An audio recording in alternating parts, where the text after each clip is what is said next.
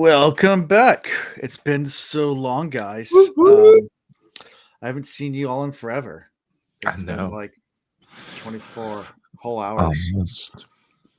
Yeah. 24 hours Hours to ago. go. We did a little recording. Yep. Oh, yeah. So we're here for Stormlight for some Cosmere. Not to be confused with the Cosmere reads. I know it's confusing everyone on Twitter. Like, wait, but is this, that, or this? I'm like, no. This is the Wheel of Reeds does Cosmere. And then there's the Cosmere reads. It's two different things. Different things. Different people, too. They're This probably going to inevitably be more interesting because they really get to dive into individual chapters. Up until this point, I didn't think that'd be an issue, but now I'm concerned that either this is going to be a 6-hour show or we're not going to be able to get into everything. Well, I'm going to edge you because we're not going to get into what you want to talk about anytime soon. So, yeah, because I'm going to break this down differently tonight just to make things because really you have two really plot lines going in this section. You have Shaolin's plot line and Kaladin's plot line. Okay. And Cal's got some stuff going on. Yeah. Well, so does Shaolin. We don't care about that. I actually like her. Well, Chris will do that show with you later. Yeah. But first, before we get into that, we had to talk about the interludes. Oh, yeah. Because there are some good spicy things that happen in that with characters that we have no idea who they are and what's going on and who these guys are. But except for Zeth. But we have three of them. We have Risen. I think this is the first time Risen shows up. And Rissen's over in the land of Shin, and that's where Zeth is from. And she's annoyed by how strange all the grass is, and she's there to do some trading. And yeah, it's not a whole lot. Any thoughts about this little section? I mean, because it's like just these interludes are stuck in there, and obviously when this takes place, it's after Zeth, but we're not sure when after Zeth because he does it. Thresh mentions something about Truthless. So something about I think. I mean, the majority of this wasn't very important, but she's looking for another assassin, I guess. Yeah. So, I mean that's the gist of it. This is the person that is that the word? Put Zeth Truthless onto the king. Sicked him on him. Sick him. You don't want to say suck him on him. Yeah. I mean, but I know what you're saying. Yeah. So that's all that was important there. Yeah. And I gotta steal a little bit, and I'll give some credit to was it Will from your Cosmere reads? He was even talking about how like some of like the little prophecy things that are read doesn't make a whole lot of sense, and he was like, I feel like at the end of the book, going back and rereading those on their own, kind of individually, they would all make more sense because you can see where the dots are connected. Sure. And as we've been doing this, I've kind of felt that way. Even sometimes with Wheel of Time stuff, you get a prophecy or whatever, and I'm like, I guess this will eventually make sense. But, the interludes are kind of like that, and they make more sense once you've read everything, if that makes more sense. I don't know. So it's not even in a book. It's not even a book. It's weird. And then some of the short stories of the novellas really point to some of these characters. So these interludes we're getting, and this makes more sense, puts me at ease. We're getting information that is painting the big picture. Not just all right. And that makes sense, but it also makes it very hard to get deep into it and comment on it. Yeah, exactly. I think it's meant to be. Yeah, I think it's meant to be. It's meant to show that there's a story within a story. I mean, Mistborn does the same kind of thing when you're reading from the Lord Rulers. I'm using air quotes. When he's reading from the book thing. Well, no, when he's reading from before the book, they're talking about like my journey to find the Well of Century. They have those little parts before each sidebars. Yeah, right. Yeah. It's painting that bigger picture that you're not quite there yet. Right. Yeah. Yeah. And then the second interlude, are interlude number 5 technically, because they actually number them based on the whole book. Is Axis the Collector, who goes around trying to collect or discover different types of Spren. He's a really interesting character, because he wakes up drunk or hungover in an alleyway because he was trying to find Spren, which are really, really elusive, because apparently they don't always show up when you're drunk, but he's been trying to get really wasted so he can sleep. And he wakes up naked in an alleyway, and somehow he was able to get a blanket from a beggar. But then someone else takes the blanket from him. He ends up getting arrested. Yeah, I think it was like a street person, an urchin. Street urchin grabs his blanket and leaves him naked again. But then he's hauled off to jail, and then he sees something that he thinks is captivity Spren. So he's like, "Ooh, I think he may know something about Syl." Okay. That was my only thought. There is maybe either he tries to get Syl, maybe he does get Syl, or maybe he knows something about Syl. Interesting. Or maybe if we get to explore him some more and him chasing these things, maybe we at least understand more of what they are. So it could at least give us an insight. That too. Even if there's not a direct connection. Yeah. I will say, if there was like in our world money to be made in getting drunk and getting incarcerated and then find these like elusive beings to try and capture or even just study, like it'd be my career. Yeah. And I'd feel okay with it. Yeah. The judge would be like, "Mr. Harris, you're back again. And why are you here?" And be like, "Science."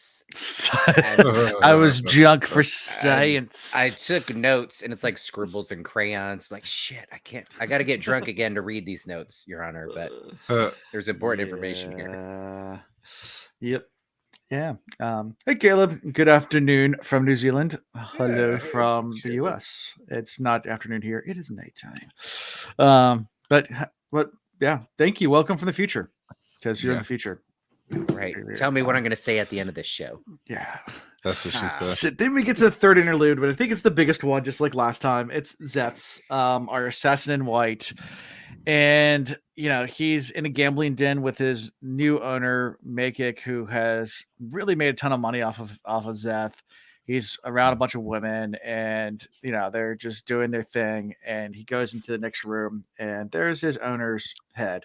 And he has a new owner who actually knows what Zeth is. And Zeth's like, this is the worst, because it's great about to get used. Yeah. He's like, it's great when like people don't know how to use me, but like when someone knows exactly what I do, that's the worst, because they know what they have. It's like, and gives him a whole list of people. He's like, this will undo the entire world. Like this list of noblemen that you want me to kill. He's like, have at it. Yeah. Have fun. Good job. Way to go. Call me when you're done. Yeah. Hey, I just met you. And this is crazy. But here's my O-stone. Kill them, maybe. There's no maybe about it. Not maybe, yeah. No.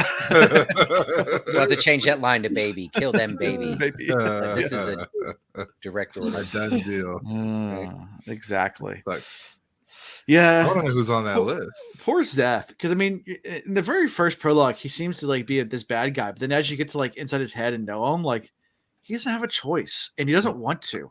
This is not what he wants to do. And we haven't really got into the whole like how bound he actually is, but like it's not his choice. Well, okay, so you say that so confidently. Like I asked the question: is there something like magical, or is there something that truly ties him to this contract, this oath? But without that, yes, there's still a choice.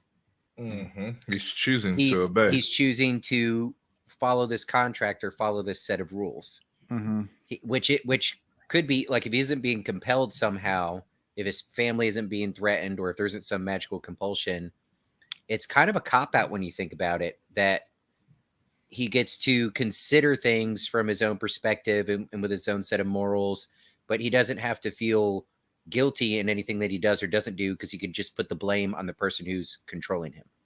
But he's choosing to allow that to happen. Hey, Sanderson does a good job of like making these contractual obligation things. Yeah, we've heard some of this before, doesn't he? Yeah. Like that's one of his sticks. That and the interludes. Yeah. Exactly. So, anything from these interludes? Any thoughts on Zeth? I'm with Shit's Ian. about to go down. Yeah, I mean, I want to know the names on that list, and I want to know, does this happen? Is this part of things starting to like parallel with what's going on with our two main characters in the rest of the book? Is it even during the same time frame? Was this thousands of years ago? Well, we know. Well, he killed the king. Oh, okay. So time-wise, it ties. But we don't know. I mean, since then, the king's children have grown up, and we don't know if this is in the future, though. We don't know how if this is happening. We're in the same time-ish. I want to know, like, are they caught up, and are they running parallel now? And does that mean like the new king is maybe Seth is the one that like cut the leather straps, and maybe Seth is the one that I didn't even think of that, but that'd be slick. Like, you want to do it and not get caught. You want to be slick about it. Yeah, so like that's my thought. Is Seth like Seth, how you say it? Is he the one that's trying to get rid of this king? Is he the one sparring on more of this current war by killing important people in the Parshendi? Like, I got questions.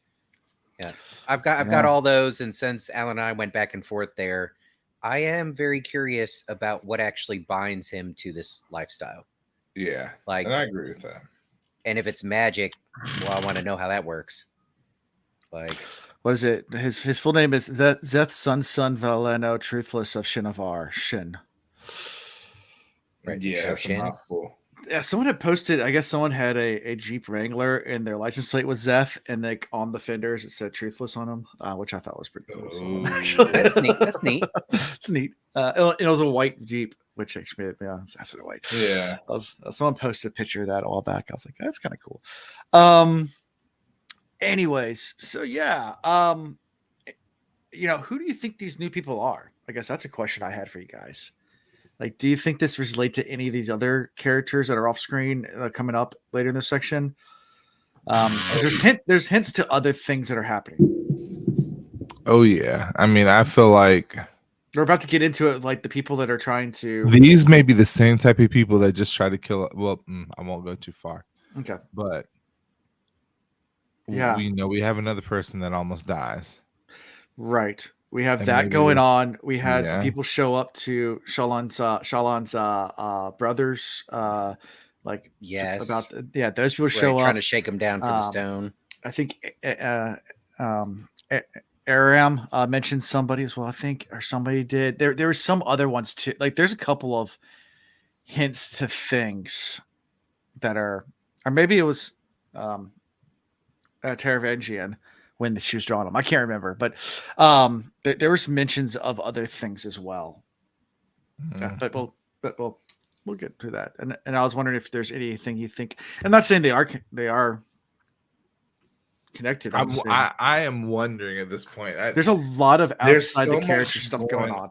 I was gonna say there's so much going on right now that I feel like we're getting this very, very, very narrow view of two during the main stories. During this main story, they're very focused on specific tasks, and then these two people are going to have a big play in what happens overall eventually, but it's going to take another book or so.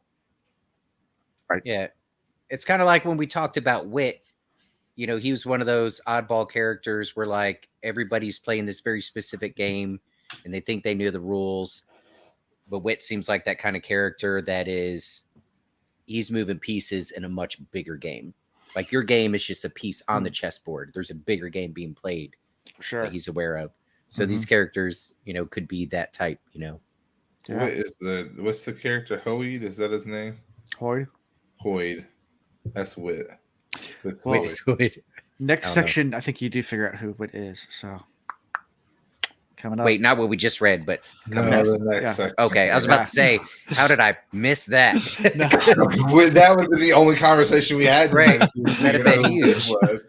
Wit's our favorite character. I'm here to talk about Cal, and you're saying there's Wit stuff. Yeah, no.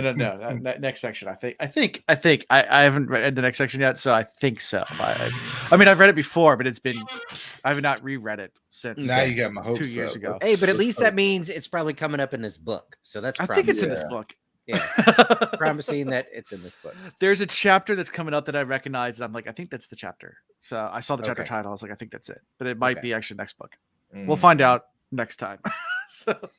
But anyway, anything from these interludes before we move into the big chunk of bulk that we're going to be talking about? Nope. So let's move right into it. So let's talk about Shallan a lot. So we're going to go through her plot line first. Through the whole way? Yeah. I'm going to go through her whole plot line first, the whole way, and then we'll focus on Kaladin for the whole second half. I was going to actually suggest that, because going back and forth, since I don't physically have the book, I would be so lost as to so it's about every third chapter is a Shallan chapter. So it's so they're not so long. They're kind of long. Yeah. But anyway, so the very first chapter in part 3 is a Shallan chapter, and she's using a Fabrial to communicate. We've seen this in the previous section, how they communicate with a span span reed. Yeah, span reed. And she's communicating with her brother, Balat. And basically, like, where are you? Getting checkup. Like, where are you? Have you stolen the Stolecaster yet? And they're like, yeah. She keeps it on her all times. Like, maybe when she bathes, I'll have a chance to slip it out. But like, I can't really just take it. Right. Like, it's tough. And she's like, yeah, people came looking for Dad, and they basically said, like, you stole the Soulcaster from us, and we're going to collect now. Or kick your ass, and apparently the only guy that could use it is dead now too. Like, there's a lot of stuff going wrong. Yeah, She's getting all that family pressure. So she had the plan coming here, but now they're adding pressure to her. Like, time is of the essence now. It's kind of a big deal. Like, our lives are at stake, sort of thing. But she's also she knew coming here that this was not going to be an easy task, and if it's not done right, you basically start a war with the princess's connections and everything. And I think she's realizing already how much more of a reality that is. Like, if she doesn't do this just right, their plans are for nothing. Like, tying the other two factors. First, she's falling in love with her studies. I think that's developing as we get into these chapters. Like, right now, I think she's still at all right, I got my foot in the door. Well, I mean, even this point, she's I'm ready for a whole lot of respect for Yasna too. Like, I was about to say, at this point, she's really starting to have that respect for Yasna, and then she wants to know what Yasna is searching for, and in her searching for what she is searching for, not trying to find a way to steal the Soulcaster, but trying to figure out what Yasna's into. She's starting to become more of this philosophical individual who wants answers to questions. Yeah. And then on top of that, she's fallen in love with the Ardent. Right. Cabal. Yes. Yeah. I've never heard his name before. No one knows who this is. So what do you think about also Balat, her brother, mentions that there's these dangerous people that showed up, and they have one of them wore, I guess, our Lush like a little symbol on a pendant, and one of them had a tattoo on his around his thumb. Could he? Well, which was the same as the Soulcaster person that the family was using that died. Yeah. So, but then there was conversation about how they thought their dad was, part of some political move to take power, and these people were backing him. So maybe he was just like a puppet figurehead for their organization. And now that he's gone, wonder why he died. Figurehead. Oh, I mean, questions there. Maybe Seth had something to do with that. Oh, maybe he was on the list. Maybe he was on. No, but he wasn't that important of a dude at the time. Well, no. He had a lot of influence. People disliked him because of his influence. He was gaining more popularity. He was disrupting things. That's true. And he was setting himself up to be a ruler, and all of a sudden he dies. That's true. Yeah. And if he was the puppet, if he was the face of this organization that's backing him, it might have been less about him and more about attacking that organization. So, okay. That's true, baby. He's on the list. So, because wasn't it like what the pattern was like? I can't remember. It was like 3 triangles or something like that, like drawn a certain way, or it was the Zelda symbol. Okay. Yeah. Trident, the Triforce. Triforce. Yeah, I said trident. Yeah, but something like that. It was like a trifold leaf. Right. No. But yeah. But yeah, so the conversation ends. Shalon burns the transcript in her fireplace before heading back to her studies. And then it switches forward 5 hours later. She's in she's studying about the Lethi monarchy, and Yasna has her, researching stuff about the murder of King Galvar, and she's like, "Why am I doing this? Like, you were like around. It's your dad. Like, why are we like? What's the point of all this?" And she's like, "I want to get you scholarly. You need to learn about everything." And that's there's some great commentary from her about like when the news initially gets spread, it's already tainted because people are trying to sensationalize it. When the history is actually written down, we have the saying, it's the victor, who gets to write the history books and blah blah blah. And people always like to paint themselves as the hero, or if there is drama in the story, it's for not for truth telling purposes, but to get a rise out of the listener, to create interest, whatever. So you can't always trust like the like individual sources. And so she talks to her about how, I really want you to dig into it from every single direction, find every source you can, and then start to compare. And, you could say, all right, these are the same in all the stories, so that's more likely to be true. But this particular, instance is slightly different in all the stories. So this is something we need to look into deeper and what's actually true. Yeah. Yeah. I mean, I went into that way more than she did, but that's the gist of what she was trying to tell her. Like, being scholarly is digging into those primary texts and then trying to connect the dots yourself. And you have some really like nice little nuggets of moments here, where like you have the moment where Shalon's like making the little quips and like little clever sayings and remarks, and Yasna's kind of getting annoyed that was one of by my it. favorite part. Yeah, she's like, you know what? She's like, yeah, my tutor used to punish me all the time for this. She's like, how they punish you? And he goes, yeah, they'd make me go sit in the corner, and I was like, yeah, so you can think of more ways to like sarcastic, like that's a horrible punishment. Like, like obviously your tutors were idiots. Yeah. Well, I'm not saying I've been to jail for long periods of time, but I'm just saying, hypothetically, I knew somebody that was. And funny enough, a vast majority of them don't sit there and go, how can I get out and, just go into society without committing crimes anymore? They think about how to commit the same crimes without getting caught. Yes, they sit there and they feed off of each other, trying to figure out like, how to do it better next time. Yeah. So something to think about, those of you that have young kids, and when you're trying to think about your style of discipline and everything, sometimes locking them down like that is, you're not going to get the results you want. Yeah. It all depends on the individual. But if you have someone that's really clever and really smart, a lot of times they'll just try to come up with more ways to be clever and smart. Yeah, and if you get one of if you have, if you get one of those kids, and if you have multiple kids, one of them's gonna be this way, where even if they are or not, they're gonna believe they're smarter than you from a very young age, and you can't break them of that. You have to try and find a way to nurture it and encourage it in a positive way. Because I think that's one of the reasons why I know so much trivia and so much random useless information is because I was grounded a lot as a kid. And but the one thing I had in my room was books, and lots and lots and lots of books. So I would be grounded and like stuck in my room for hours, and I would just read and read and read and read everything there was to know until Ian started a free Allen picket line protesting outside of my house. And my mom was so embarrassed, she ungrounded me and let me leave. But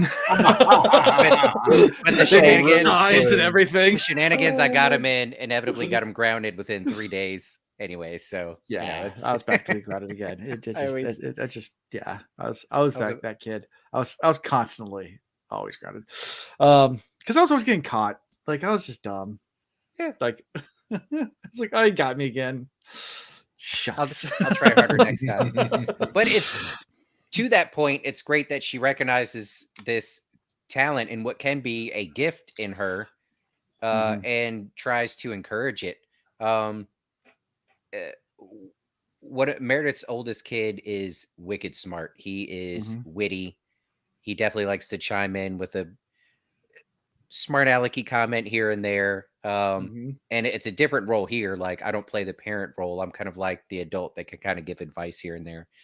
But I definitely don't discourage it. I have had a couple conversations of like, okay, that was funny, but here's how you could have been funny and still be a little, like, disrespectful enough that, like, you know, you get away with it, sort of thing. So you gotta massage it. Yeah, exactly. From the way. Yeah, and sometimes, I mean, you don't have to be like super strict, but sometimes there is a line that it depends on the kid too. Right. Like, because my daughter, you give her an inch, she'll take a mile. So like, you have to be a little bit more. She's got to tighten up those boundaries. She's cute and she knows it, and she'll try to use that to get away with everything. Like, I mean, and it's probably effective a lot with a lot of people. So you gotta. My wife will tell her to do something. She'll flat say no. My wife's like, I don't have the energy to argue with her today. Fine, whatever. I'm like, no, you can't say it to her. Like, that is not like you have to be a parent.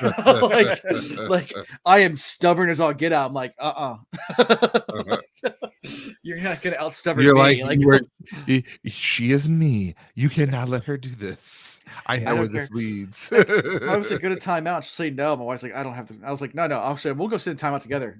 We'll see how long we can sit here. I don't care. Like, I'll sit for hours. Stare at the wall with you. And make sure that you sit at the wall with me. That's great. We don't do hours. I mean, we do like 5 minutes, but or listen to that like 2 minutes. But still, it's enough for them to calm down and move on. Enough for them to calm down and realize this little interaction was neat. Yeah. So 2 hours later, that's when she's with Taravangian, who is one of the kings of another land. And it's not the High King. They have lower kings. Yeah. And Taravangian is I guess they're all hanging out with Yasna talking, and Taravangian's like, oh, I heard you can draw. You should draw me, do a portrait of me. And she's like, I don't really like doing that, but sure, I'll do it. And she's like, all right, I'm ready. You can go back to whatever you're doing. It's like, wait, you don't have me to stay still? I've done this before. It's like, no. You just took that mental picture. I took a mental picture. I'm good to go. And the way she draws, like, she lets like her pen just start moving without even thinking. And that's how she draws. In fact, she's thinking about other things. Yeah. And the hands, like her subconscious is just running the hand and drawing it. But she looks down after finishing, and there's all these mysterious creatures like in the drawing. And she's like, and she immediately freaks out, crumbles it up. She's like, no, it's not good. I'll get you something later. That's better. It's just, this was just not good. And she's like, and Yasna's like, I've never seen you do this before. Like, what's the matter? Like, let's at least see it. It's like, no, we're good. I don't want to talk about it. Well, and then Yasna covers for her. She's like, yeah, this is one of those artist things. She can be very temperamental about her work. Right. If it's not just she doesn't want to release it. You gotta. So these creatures with the weird symboled heads, do you think like they had weird angles, like that shouldn't even be possible? Kind of like the only thing I think of is Tesseract. Or like breaking through from another dimension, so they're distorted or like slightly out of phase, like they're there, but they're a couple seconds off from the time that they are, so you can't quite see them. Yeah, I mean, technically, that's what a Tesseract is like a 4D drawing. So like if you draw in 3D where you have that, and then you pop it out to the fourth dimension, you end up drawing what's called a Tesseract, and it doesn't look right to us. It looks really strange. Not the Marvel Tesseract, but actually the real symbol of Tesseract. It's really confusing. I was thinking the Marvel one, and I didn't want to say anything else. Like, I don't know what the hell he's talking about. I'm talking about symbols and actually draw. It means like almost like MC Escher type angles and things like that, where it folds on itself and weird stuff starts happening. Interdimensional beings. Remember those facts? Mm-hmm. From that time that he was locked up from all the book reading. Yeah, all that random stuff. That's back when he had the full Encyclopedia Britannica. So when he was on T, he got to Tesseract, and he was like, "Oh shit, this is awesome. This is cool." I've never been grounded long enough to get to T. Yeah, but apparently Alan has, or he's a fast reader. I remember. I mean, I'd read about something like physics wise, and like go down and talk to my dad. My dad would just look at me and be like, stop. Like, you're making my brain hurt. I was like, yeah, it hurt my brain too, but this is so cool. Like it's still to this day fascinates me. And I'm gonna very layman's term and butcher this explanation, but the famous experiment with the 2 slits with light versus a particle versus a wave. Oh yeah. So when you shine light through 2 slits, it on the board behind it, it gives a wave pattern. So it gives a lot of different lines behind it. Whereas if it's a particle, it'd be 2 straight slits. But what made the experiment even more freaky is they wanted to figure out which slit the photon would go through. They fired 1 photon at the 2 slits. So they did it again without observing it, and it created the same wave-light pattern. But then they put a camera to watch which one it went through. And as soon as it started to be observed, it started behaving like a particle. Yeah. So when light's being observed, it behaves as a particle, but when we're not looking at it, it behaves as a wave. Oh, doesn't that mess with your mind? Yeah. The only thing that changed. If you all think he's full of out there's some great videos you can watch online. Look it up. It's the experiment's been done many times, and no one knows why. Same result every time. If we watch it, light behaves as a particle. If we don't watch it, it behaves as a wave. Because light has a conscious. Or when you're not paying attention to it, all the possible outcomes happen. It's not until you watch it that. But it knows you're watching it. Right, that's the tricky part.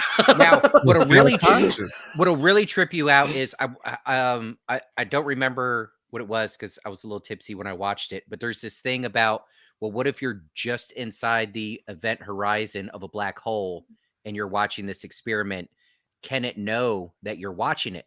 Because nothing can go from just inside the event horizon back out. So since everything we see inside the universe is observable light, the observable universe, does it behave differently when we're not looking up at the stars? It's God. Which goes to part of our further conversation with Shalon is her and Yesna's conversation about God. Yes, there is a lot about talk about that. Like, and she talks about like how they tried at some point to convert her, and she's like, "No, I'm still an atheist. I just don't believe in any of it."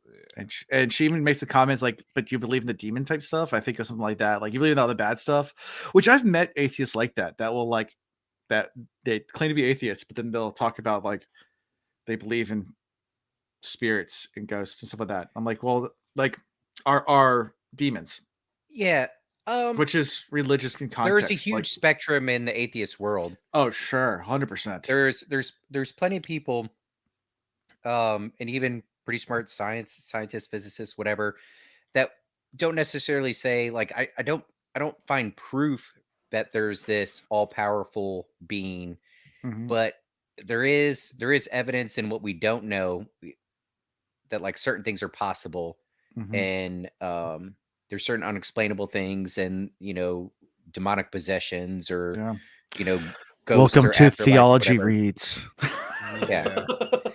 So I guess I'm saying like, you could be like, I'm adamant that there's no one powerful being, but there is a spiritual world or there is a realm that exists outside of what we could comprehend in our human bodies.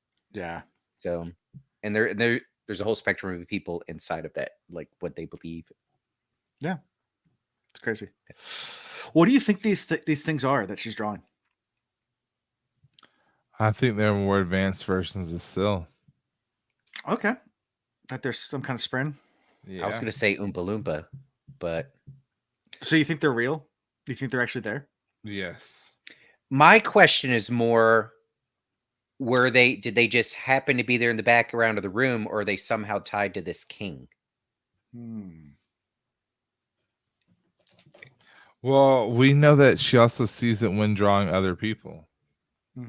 Later we see it happen. Yeah, see it happen again. She noticed the other thing. Yes, okay. So I don't think it has anything to do with the king. I think it has everything to do with her abilities. Mm-hmm. And that's what we have to determine. Because at one point I thought maybe she could foresee the future. Ooh. Because she's drawing things that will come and not things that have. That's how I felt about it. What if she's seeing things that are currently happening, but in another dimension, another universe? What if this is a multiverse type thing, and she could see them overlaid a little bit? So it's like she's, how in Wheel of Time we have those mirror worlds, like all or the flicker moments, like all the different things that could have happened or whatever. What do you think? Did you think they have a name for these other worlds? In the Cosmere? Yeah, if there is. The fuck is that? It's a setup. Don't answer. We'll get there in a second. So yeah. That's it for that first chapter. I mean, unless you guys want to talk more about the religion aspect or any of the other things. There's a lot that happens, but trying to get through this in a reasonable time. Like I said, Ian said in the beginning, not be 6 hours tonight. I will add one thing. I feel like, and with little to no evidence, but just the type of person she is it Yesna? Yes. Yesna. Yesna. Yasna. Yasna. Oh, Yasna. Yeah, no. Yeah. So, I think she probably knows what her pupil is up to from the get-go, but doesn't let on to it because wants to see what little squirt's going to do. And I still believe that when you get to the end of this and certain things are discovered, and even though there's the act of being surprised, there's punishments and everything. I don't know why, but I feel like she would know. Yeah. Either through spies I was or actually, I just get that vibe. I know we're not there yet, but there are some things I was upset by, and part of it was her feigning ignorance. So anyway. Yeah. So next chapter is next one about Shallan is when she's still trying to plot on how to steal the Soulcaster. She's still doing her studies. She goes to her little alcove by herself, thinking that she's by herself, and Capsule shows up. Apparently wanted to show her his new bread and jam. Oh yeah. Yeah. He's like, did you know the jam can tell the soul? It's the truth jam. It is the truth jam. You want to jam together? It's the truth jelly. Ooh. He's like, the jam that you like the most says you're a firecracker. Yeah. So they start eating together and they talk all about sorts of things. And is this where Capsule says that he cannot become? I think it's later, but they're definitely there's a lot of tension. So in their early meetings, I didn't get the sexual tension vibes. Yeah, towards the definitely. That came later for me. It kind of caught me by surprise. I was like, "Oh, I didn't think we were going in this direction," and I might have missed it early on. I mean, did you feel those vibes around now, Chris? Or yeah, I mean, I felt it in the very beginning, just the kind of the awkwardness, but I also thought it was a setup, so I didn't really pay much attention to it. So I was thinking this would just be an opportunity for her to be able to learn great things from two different people that see the world two different ways, and then that would give her a unique perspective. That's kind of what I was hoping for. So, like when later happens, I was like, "Ew, wait, what?" Yeah. But I also want to say, if anybody's like, "This is weird. Why wasn't she like suspect?" Dude just shows up with bread and jam. I tell you, if any one of y'all show up to my house with a basket of fresh baked bread, especially like a crusty, like hard crust loaf bread, and a variety of jams to sample, we are best friends. Like that will make my day. That'll make my wife makes her own bread and makes her own apple butter. Phenomenal job and apple butter. Yeah, so like fresh bread. Ooh, it's an apple butter. Let me tell you, I'll give you all my secrets. Oh, you want to know about my boss? let me tell you my boss lady, how she's so shiesty. Give me some more jam. Yeah. What secrets do you want to know? But towards the end of this, Yasna does show up, and it's not surprised that Capsule's there, but obviously he's not happy either. And he leaves, and Yasna's like, "Don't trust him. Like he's definitely up to no good. Like Yasna's on Don't him. save him. You don't want to be safe. Don't save him. Definitely. Hey. At what point is he trying to push the bread on Yasna? That's not. That's not yet. Is it continuously? No, it's not to the end. Yeah, we got a little while. Yeah. So the next section, it's called the lesson, chapter 36. Shallan almost steals Yasna's soulcaster while they're bathing, but she just can't bring herself to do it. Yeah, and yeah. So I think I kind of skipped the part where Shallan was told that she needed to start studying. Was it philosophy? Yes, that was the previous section too, I think. Yeah. And she's like, why? Yeah. So that was very important because the study of philosophy is going to kind of take grips and create a situation in a chapter or two. But she doesn't understand she feels like she can argue a point very well. And she doesn't see any sense of philosophy when she's studying fact. Right. This is this chapter here. So this is after she decides not to at the bath. When they're walking back, that's when they bring up philosophy. And as they're walking back and all that stuff's going on, they're in a dangerous part of town, and people try to attack them. And Yasna soul cast fire. Well, yeah. So I mean, that was kind of like the end. I guess that was the beginning of it. So that part. I think I even had an issue with it. Yasna really kind of triggered me a little bit because she used her own moral high grounds as an excuse to kill a couple of people that were attacking her with the intent of robbing and potentially murder, because that's what they had already done in the past. And Yasna uses her soulcaster, which is supposed to be a holy relic, to turn these men into crystal and other items. And Shallan gets really shook up. She's like, should she be using this article to do these things? Is it holy? Is it right? Yeah. And Justin's like, well, isn't it justice? And kind of left it like mic drop. Said, all right, there's your homework for the next week. Figure it out. Yeah. I can't judge her too hard. In Iraq, we did these things called presence patrols. You could have called them fuck around and find out patrols. It was literally, we would go into areas where, there were reports of XYZ going on, and the locals would be like, hey, there's these guys that showed up, causing problems, whatever. And we wouldn't have good intel to go on, but we would just know in an area there's people to watch out for. So we would go and we would either ride through there or walk through there, and literally with your chest puffed out and ready to, call for fire, the UAVs up ahead giving you intel and everything. And you're just waiting for some dumb sucker to come around the corner and pull out an AK or something. Yeah. That's the presence patrol. Wasn't on those. We were not out doing humanitarian aid. We were daring the bad guy to come out. So what's the difference? Yep. Nothing. I agree. Yeah. Yeah. So the next chapter with Shallan, she's trying to draw the deaths of the 4 robbers from the 3 nights ago. But when she looks at her drawing, it's not what she thought she was drawing. It was actually a richly dressed man in a pool of blood, and she's panicked by it. And she's just like, that's not what I was trying to draw. Like, I feel like she foretold the death of the king. That already happened? That's going to happen. Okay, so not Galavar, but no, like this king. Okay. Or somebody else. Like, I really think, though. Elhokar? Yeah. Or maybe she's uncovering the mystery that they don't know is a mystery of the death of the previous king. Nah. Because, that's what she's researching and looking into and trying to find the details of what actually happened. Yeah, maybe. I don't know.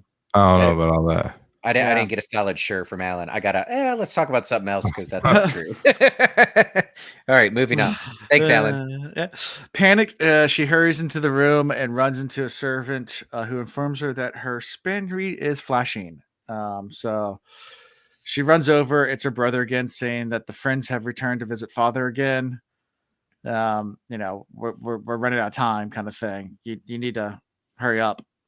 And she's just now super conflicted because now she's seen the Soulcaster in action with Yasna, and she's like, I don't really want this. Like, I don't know if I really want to go through this anymore. She's definitely having these mixed feelings. She likes Yasna, and she still doesn't know how to. At this point, she stole it, right? Or this is just before. This is right. This is just right before she stole it. Okay. Okay. So I'll say this is the point where she's battling with her idealizing Yasna for being a stand-up person who has got a good moral compass and is a highly intelligent woman who just killed 2 people versus the murderer. Right. Well, that's the verses. So she's trying to figure that out. And then, she's got the news from home that she really needs to hurry up back. So then she kind of justifies being able to steal it in her mind. Yeah.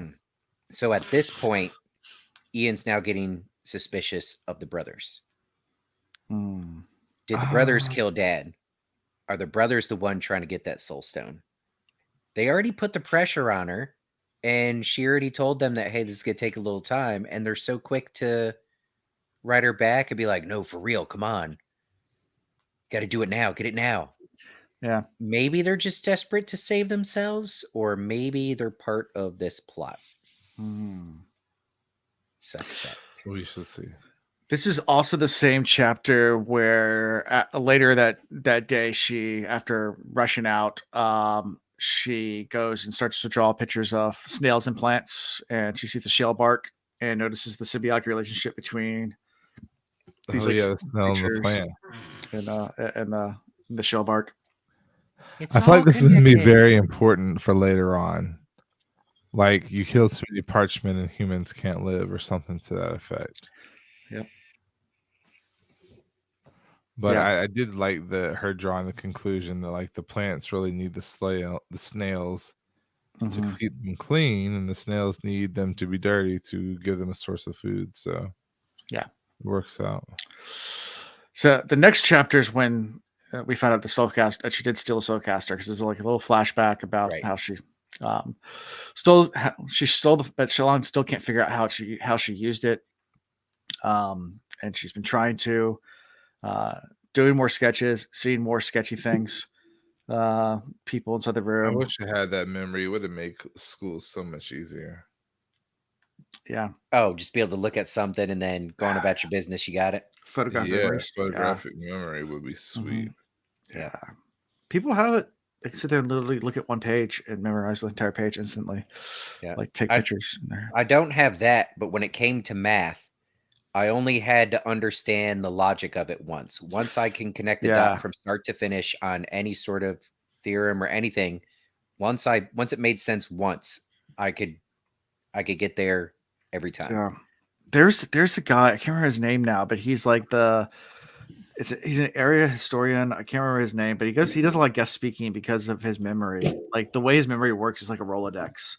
So you can ask him a question about anything, and he'll just sit there and pop up like all these random facts. Like he'll know the horse's name at this general road, and like what his wife's name was, and how many men men he commanded, and what the battles were. Oh, it's just fascinating to hear him talk. So sit there just like rattle. Yeah. Do you call him Siri? Yeah, pretty much. Hey Siri, what's the temperature in Greece? Yeah. Right now in Greece, it is a balmy 72 degrees. Yeah. And this is also this chapter is also where she gets the little freaky thing where she's takes a little break from her sketching, and she suddenly hears a voice from inside a room saying, What are you? What are you? Not who. Yeah. What are you?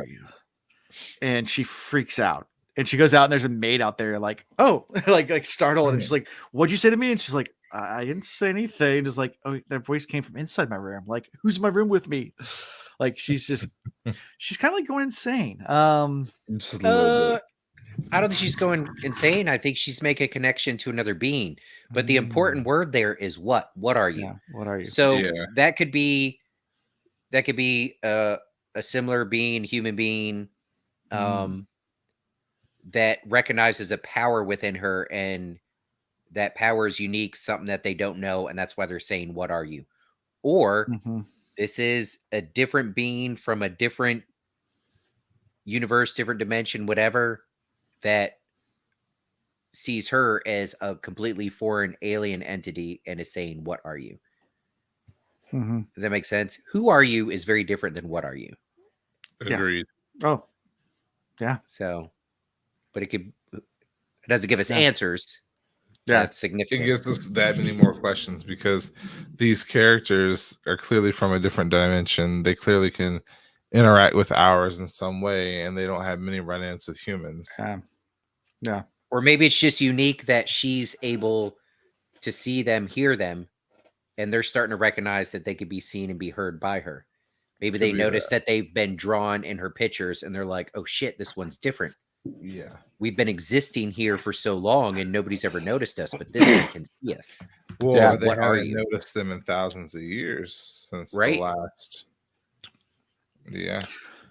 Yeah, and this is also where Shallan finds Yasa's notebook and finds things about the Shattered Plains, about Year Through, and the Voidbringers, and that's when she wonders, like, how can you consider yourself an atheist but you believe in all these fables? Like, that stuff never existed. That's all mythological stuff. Like that's all just stories they tell. How silly is that? So Alan could appreciate this because he knows a bazillion facts about stuff, but he's a bit of a history buff. And there's certain parts of history you go back far enough in any culture, and the only way to dig deeper in that history is to get into their religion.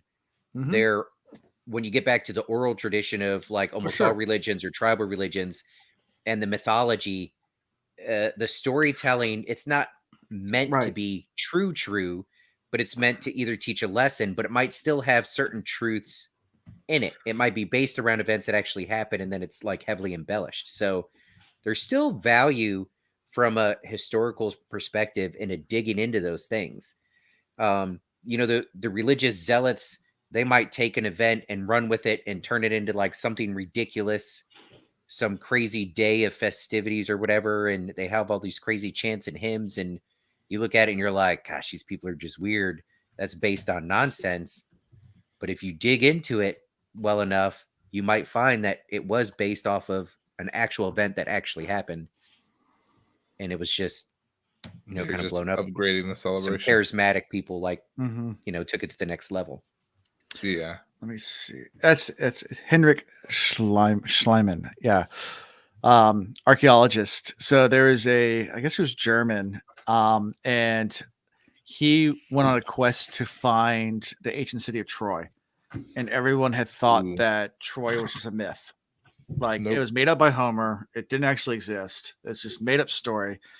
And this was in 1873. And he announced to the historical world that he's going to go and find Troy. And everybody laughed at him. And he basically took the Iliad and retraced the steps and went to Turkey to where it should be and started digging. And sure enough, there it was. There it was. That's pretty dope. Right in the spot where I was supposed to be. So like more modern day, follow these people that have been hunting for Atlantis. And while we're still not absolutely certain where it is, there's a lot of the study of climate change has actually helped it. And then like the study of the different sea levels throughout the world and how rivers turned to bays, became parts of oceans and stuff like that. And they're like, actually, no, this is very conceivable that there could have been an advanced civilization. And there's multiple parts of the world now where there's huge swaths of land that would have been very fertile and great for trading and everything that are now deep underwater. So they're like, okay, well, then it totally makes sense that, was it 5,000, 7,000 years ago, they're guesstimating there could have been these advanced civilizations that were coastal that are now. I mean, part of Jamestown is underwater. That wasn't that long ago. 2 weekends ago, I was scavenging a beach up the James River that has megalodon teeth. You went back? I haven't been in years. I'm jealous. From Surrey Seafood, you can canoe or kayak there. Oh, cool. Yep. Okay. Yep. You I can haven't make a been day there trip in out of it. years, but yeah, you can find megalodon teeth in the cliffs there. So the biggest freaking shark that can like ever in existence that could probably swallow multiple great whites in one chomp.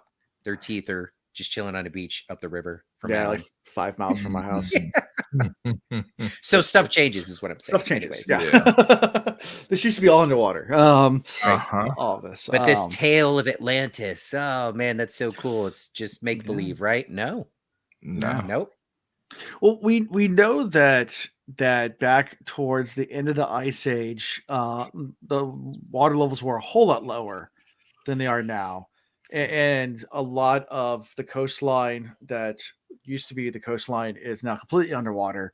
So there was a time when it was a lot lower, and there was a period where the glacier started to melt rapidly, and all that flooded in. And they also say it's another reason for the stories why there's a lot of stories of the Great Flood. Yep. All over the world, not just Noah's, but there's Chinese flood stories. There's Gilgamesh, and flood stories. So there's lots of flood stories all around the world, and a lot of that has to do with the fact that 90% of the world's population lives on the coast. People do live interior. That has happened, but even today with modern technology, most people live on the coast, on some coast.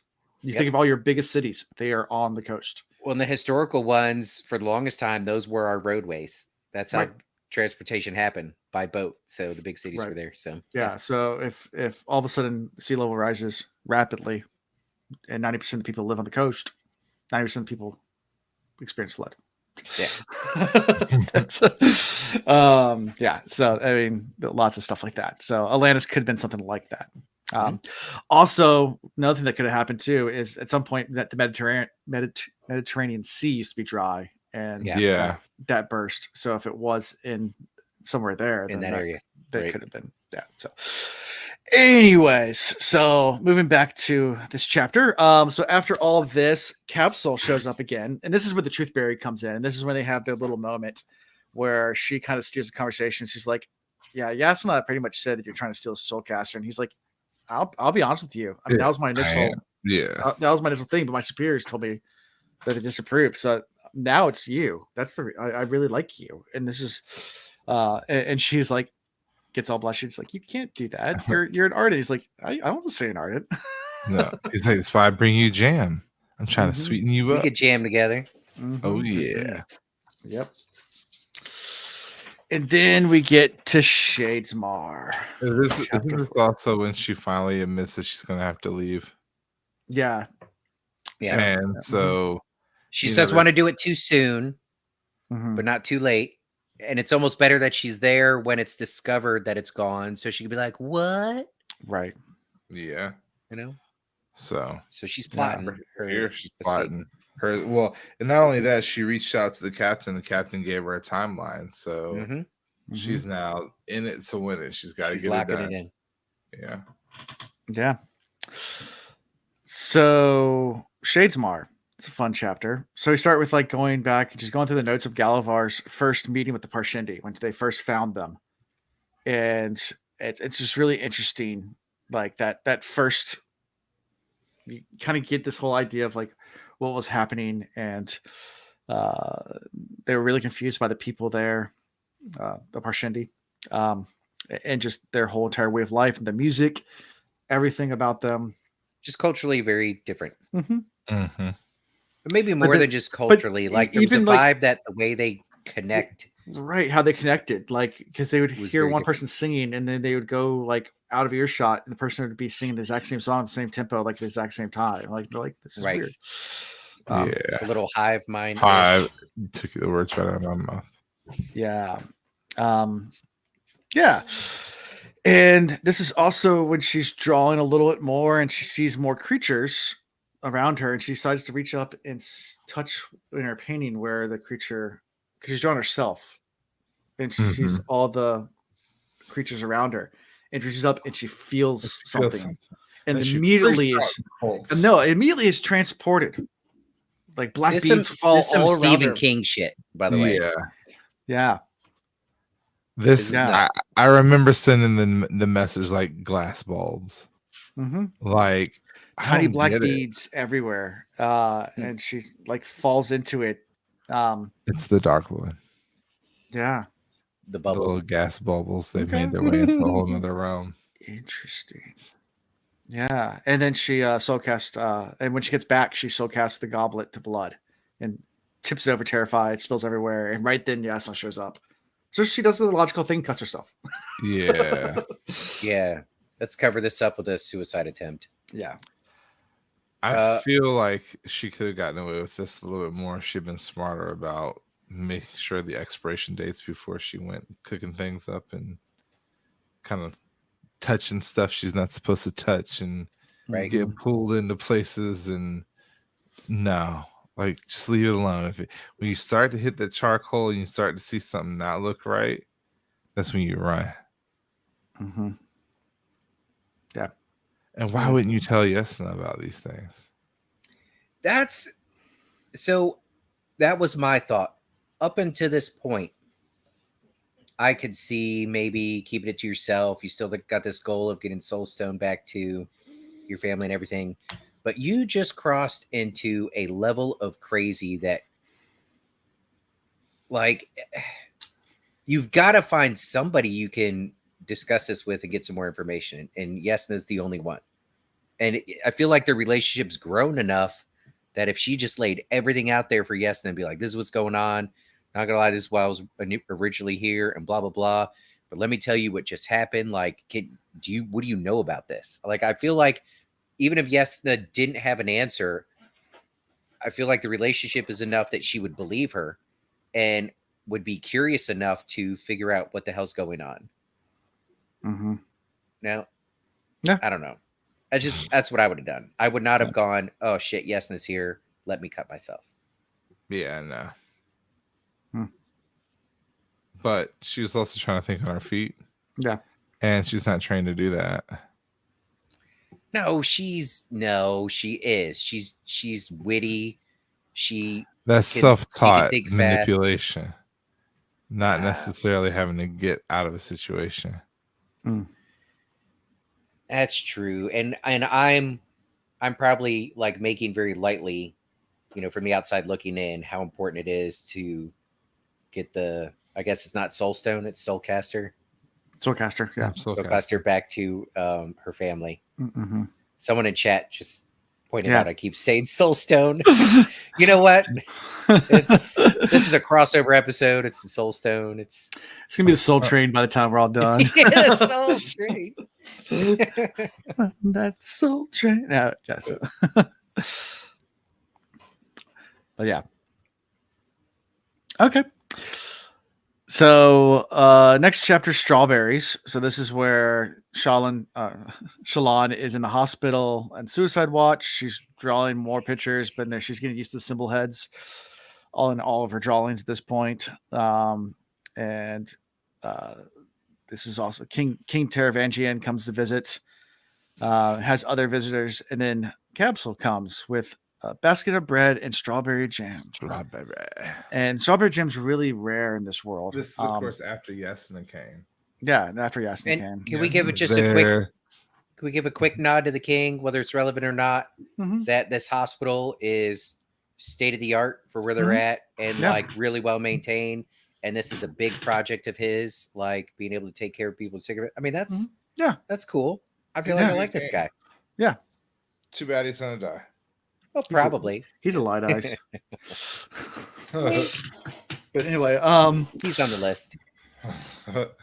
Yeah. And so I mean, so in this moment we face Yasna feeling guilty and apologizing.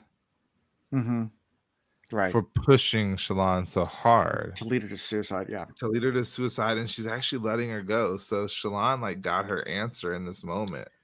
Yeah. Like she was about to go home scot-free. Feels like a setup. But then Capsule shows up with strawberry. And really trying to push it on everybody to eat some. Eat the bread.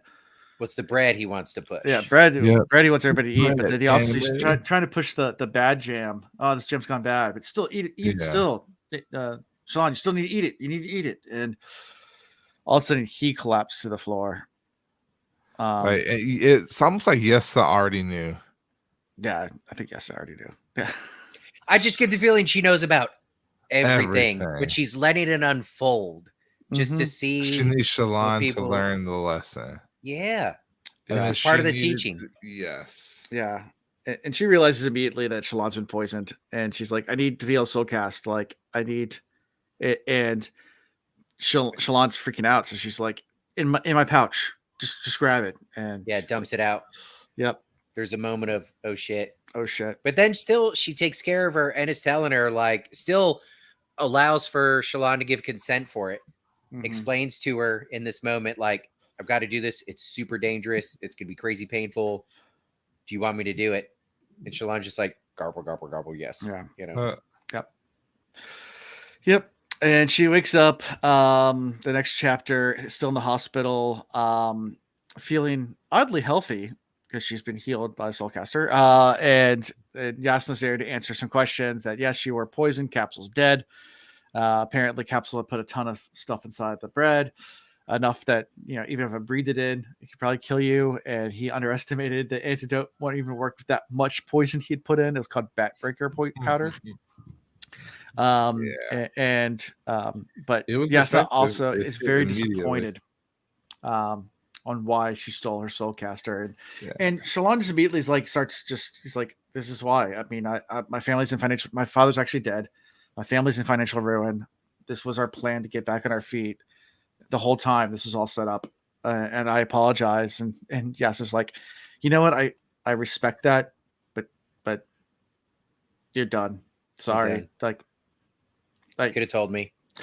Yeah. I mean, at first Yasna's like, who are you working for? Right. And she's like, I'm not working for anybody. This is really what's going on. She's like, I respect that you're actually trying to do it for yourself then, but still, you got to go. Was there any talk about the broken one? Because part of me was hoping, like, once this was all found out, that Yasna would go, oh, it's not really broken. Look, we could use it, or I can fix it, or... There was no talk. No talk of the broken one. Nothing. We have no idea what happened with it, as a matter of fact. Because she did a switcheroo, right? Yeah, I think Yasna does fix it. I think so, too. I don't think that one is out of the story. Yeah. So where do you think Shallan's going from here? Because this is how we end this section with Shallan. Home. Do you think she's going home? Like him? No, she's going to end up finding a way to stay with Yasna. We know that's going to be the case, but Yasna shouldn't do it. Okay. I think Yasna is like, it seems like once Yasna, she has a ridiculous requirement to actually come into her fold. But once you're there and she invests in you, she doesn't seem like the type to easily let you go. So I think, yes, she starts to go home, but I think Yasna keeps an eye on her. And maybe Yasna knows more about what's going on with her family or who's threatening her family. Maybe Yasna has been looking at some of the drawings that she's been doing. It's pulled clues from that. And so she's going to kind of let her go back maybe as bait, but just to watch, and then either have her people there or her there to kind of jump in and save the day. I don't think there's as much of that going on as we'd hope. I don't think as many of the characters show up in the drawing, so I don't think it's really caught Yasna's attention the way I want it to have. But she's been drawing a lot of those symbols. And those symbols don't mean anything to her, but might mean a lot to Yasna. And she hasn't shown Yasna. Well, I'm assuming that Yasna knows everything that's going on and has a way of seeing. She's got like peepholes into her room. She's got people telling her about stuff. You know, the maids. We don't know what the servants are like here. Do the servants have free reign in all the chambers to clean and everything? And if so, they can talk. They can spill the beans. Very, very true. People underestimate the gossip in the servant community. Yeah. All the time. Anyways. Interesting. Yasna equals Bahrain. I don't think Yasna's done with her. Yeah, I actually drew that same parallel, so. It may not be as direct as what I'm thinking, but I don't think it's like, you're done. I'm cutting you off. I think there's more. Yeah. Interesting. So, anything from Shallan before we move to our sad boy Kaladin? Well, I'm glad that she's still alive. I'm sorry we don't know what's going to happen with her. I hope that lesson is learned, and I hope she becomes the strongest soul caster around. Mm-hmm.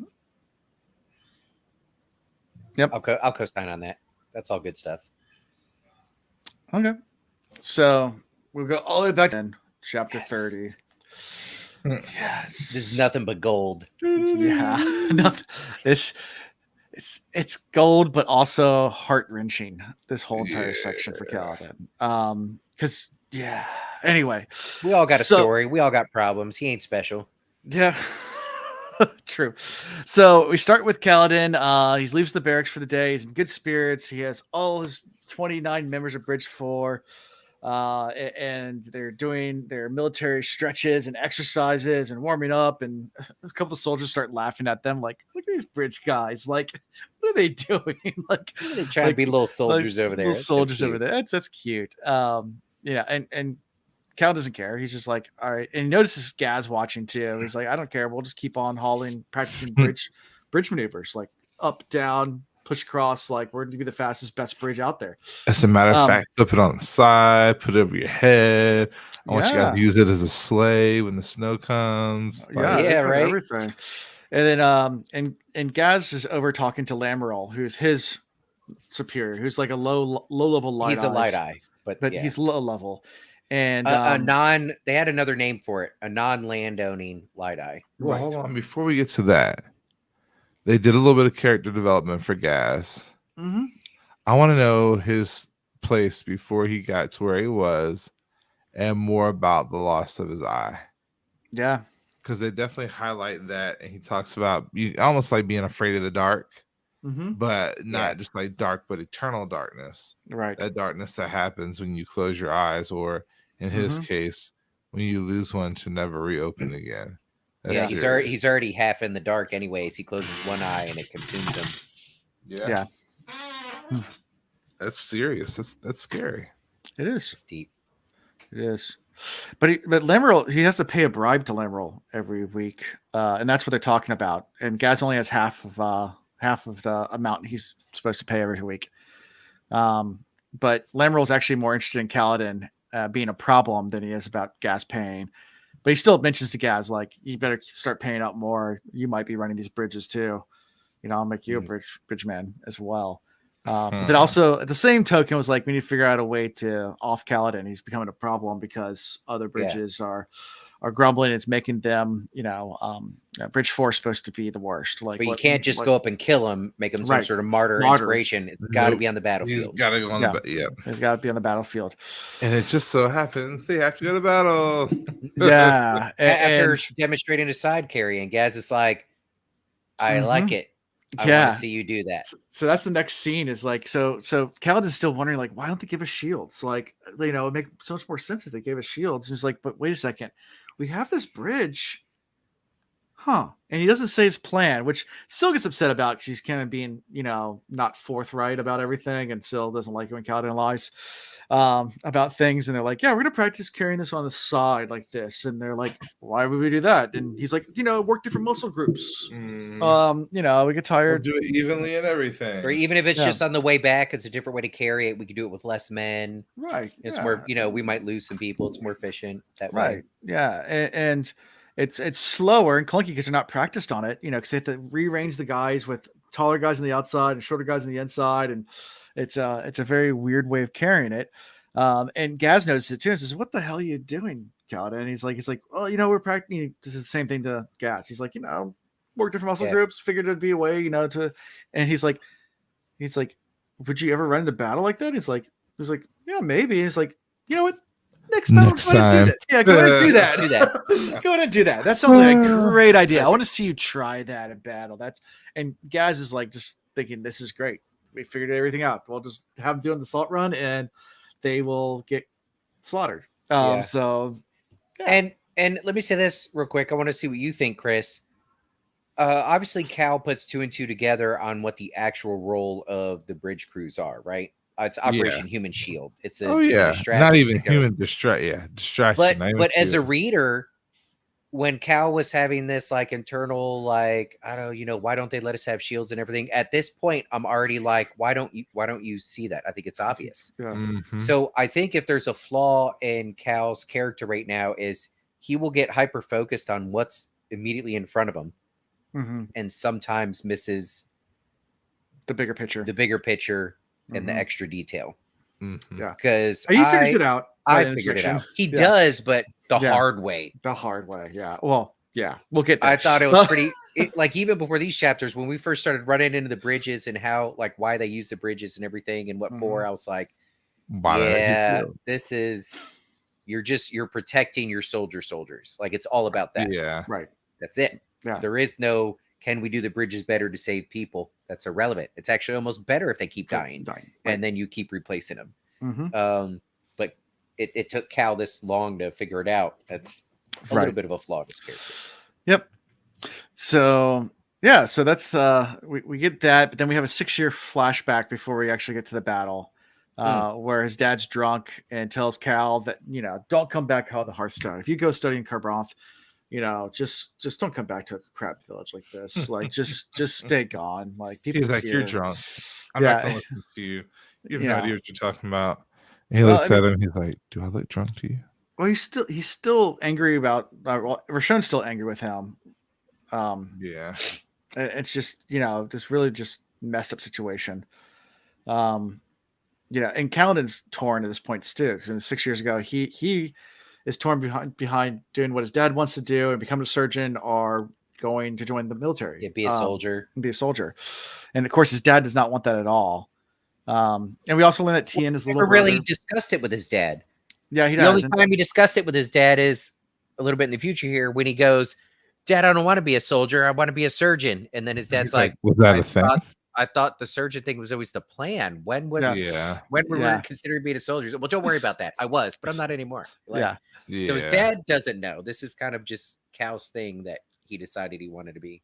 Yeah, and we have a little sweet moment with Tien, his little brother, who's now a teenager, and gives him a little rock that he found because he always finds little different color rocks and gives it to Kaladin as kind of like a gift. And Tien's been learning carpentry. Because he can't have 2 apprentice surgeries, and plus he can't stand the sight of blood. So, he's gonna become a carpenter, but he's not really that good at it because he's great at carpentry. He's just not good at doing the stuff that they need. So he's make a chair. He's like, I made a horse. and it's he's a sweet kid. He's a nice kid. The world needs ditch diggers too. Yeah. And then this is also the same chapter where as Cal's thinking about becoming a spearman, someone starts banging on the door and it's a mob of people outside, and first thing it's robbers, and they realize it's just other villagers, and they're demanding the spheres that Liren stole from the previous lights on around the house. Like, if you want some of this, come get it. Yeah, and Kaladin's like, my dad stood up. He's awesome. Like, yeah. And then it's like, I can't believe these people would do that to him all the years he's given. Yeah. Mm-hmm. They want his money, and he says no. Yep. Well, not even that. He was like, and if I give it to you, it's not like he's going to let you keep it. Speaking about the new, the new lord. Yeah, the new lord. Right. So the villagers eventually leave him alone and go on their way. And then we get to the chapter of Sad Care, where we meet our favorite Gardazian, the one-armed Gardazian, Lopin. Lopin's awesome. Okay, Gancho. This is that great. Was a hilarious moment. Like, okay, all right, we got new recruits. Who am I getting? I'm your man. I'll be the best bridgeman for you. Anybody.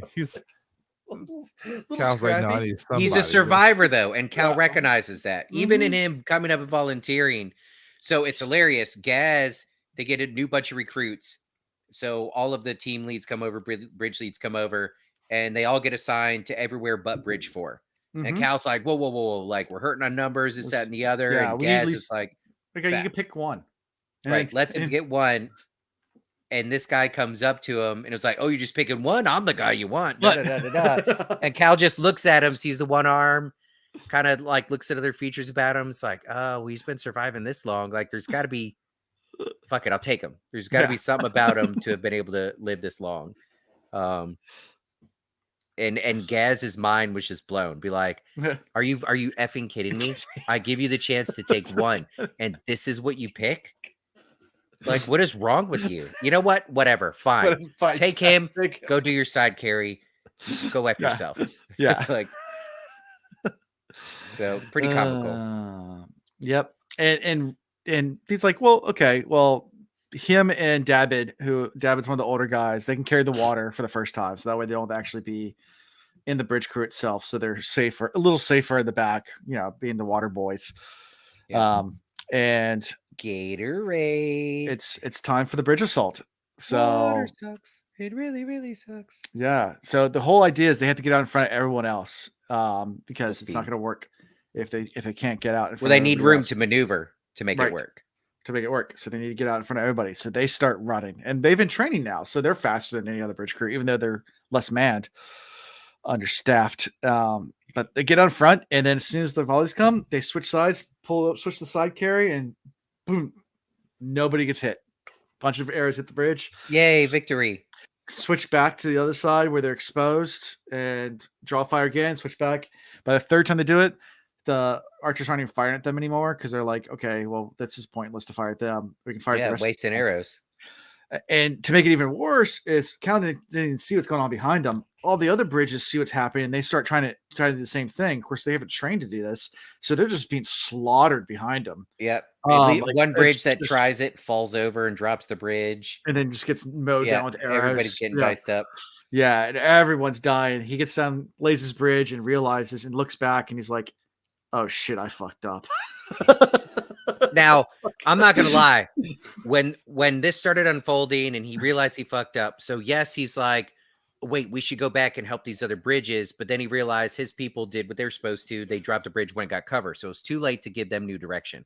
Mm-hmm. But then when he started watching the cavalry go across and some of the soldiers try and cross, what I was thinking was Cal would go, fuck it, I'm going to go help myself and go across the bridge and start fighting.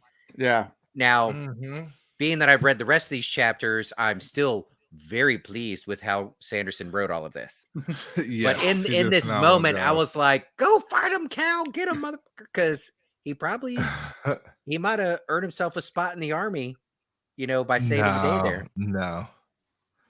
He would have gotten himself in even more trouble being a bridgeman who just ruined things and then try to take glory for himself. Even though that's true. This is a society focused on that. But the focus is to not get your slave right brand. lord. No, it's a slave brand. Yeah, if you're down that low, you stay down there. Yeah, you're probably right. His forces get destroyed going across. I mean, they can't get a good group together. Destroyed is not even the word for it. Yeah, it's a horrible defeat. I mean, this was just a battle that was lost out completely. And Kaladin goes back, realizing that it's not going to be good. He fucked up. I mean, he made a mistake. Well, even before they go back, Gaz comes over with some soldiers and whatnot, and the light eye guy. Yep. Mm-hmm. Yeah. And they're ready to execute him on the spot. They're like, right. Cal has to think. Cal has to. He's like, look, you guys need me because I'm your salvation. Like, I'll take the brunt of all of this. And I'll tell him that it wasn't your idea. That was my idea. If you kill me, it's going to look like it was your idea. Right, and you try to cover it up. Yeah. And I don't even know if that was perfect logic, but in the moment, it froze him up enough to be like, okay, just beat the shit out of him, but don't kill him. Yeah. Yeah. Like, and all his spheres come out and they're all done. It saves the rest of his crew. Yeah, and all his spheres pop out and they're all out of Stormlight. I already told you. Like, I already said it. We did. Yeah. We called it. For real. So, Alan, you're sitting here acting surprised like we're supposed to read into this or something. We already know. Well, it already says it later, too. We said it before it told us. Yeah. We did. Steak dinner. Yeah. Boom. Steak dinner. Oh, there you go. Yeah. So, next chapter is Stormwall. So, he wakes up upside down from being beaten. Upside down and inside out. I'm about to tell realizes what's about to go down. He's like, okay, so I've been ordered to be... It looks like rain. Yep. Kaladin is to be judged by the storm father. Yeah, so high storm's coming, which is like a gigantic hurricane. Which is like everybody leaves. Honestly, it's very exciting for me. I love bad weather. I do too. It puts me wicked storms. I don't want anybody to get hurt. I don't hope for that or anything.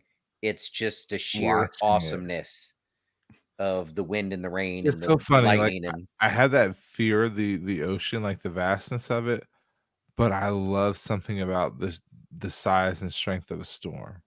Yes. I mean, I've been sailing in a hurricane a couple times. I'm not doing that shit. I'm stupid. I mean, we went out on a laser one time. I think it was a tropical storm.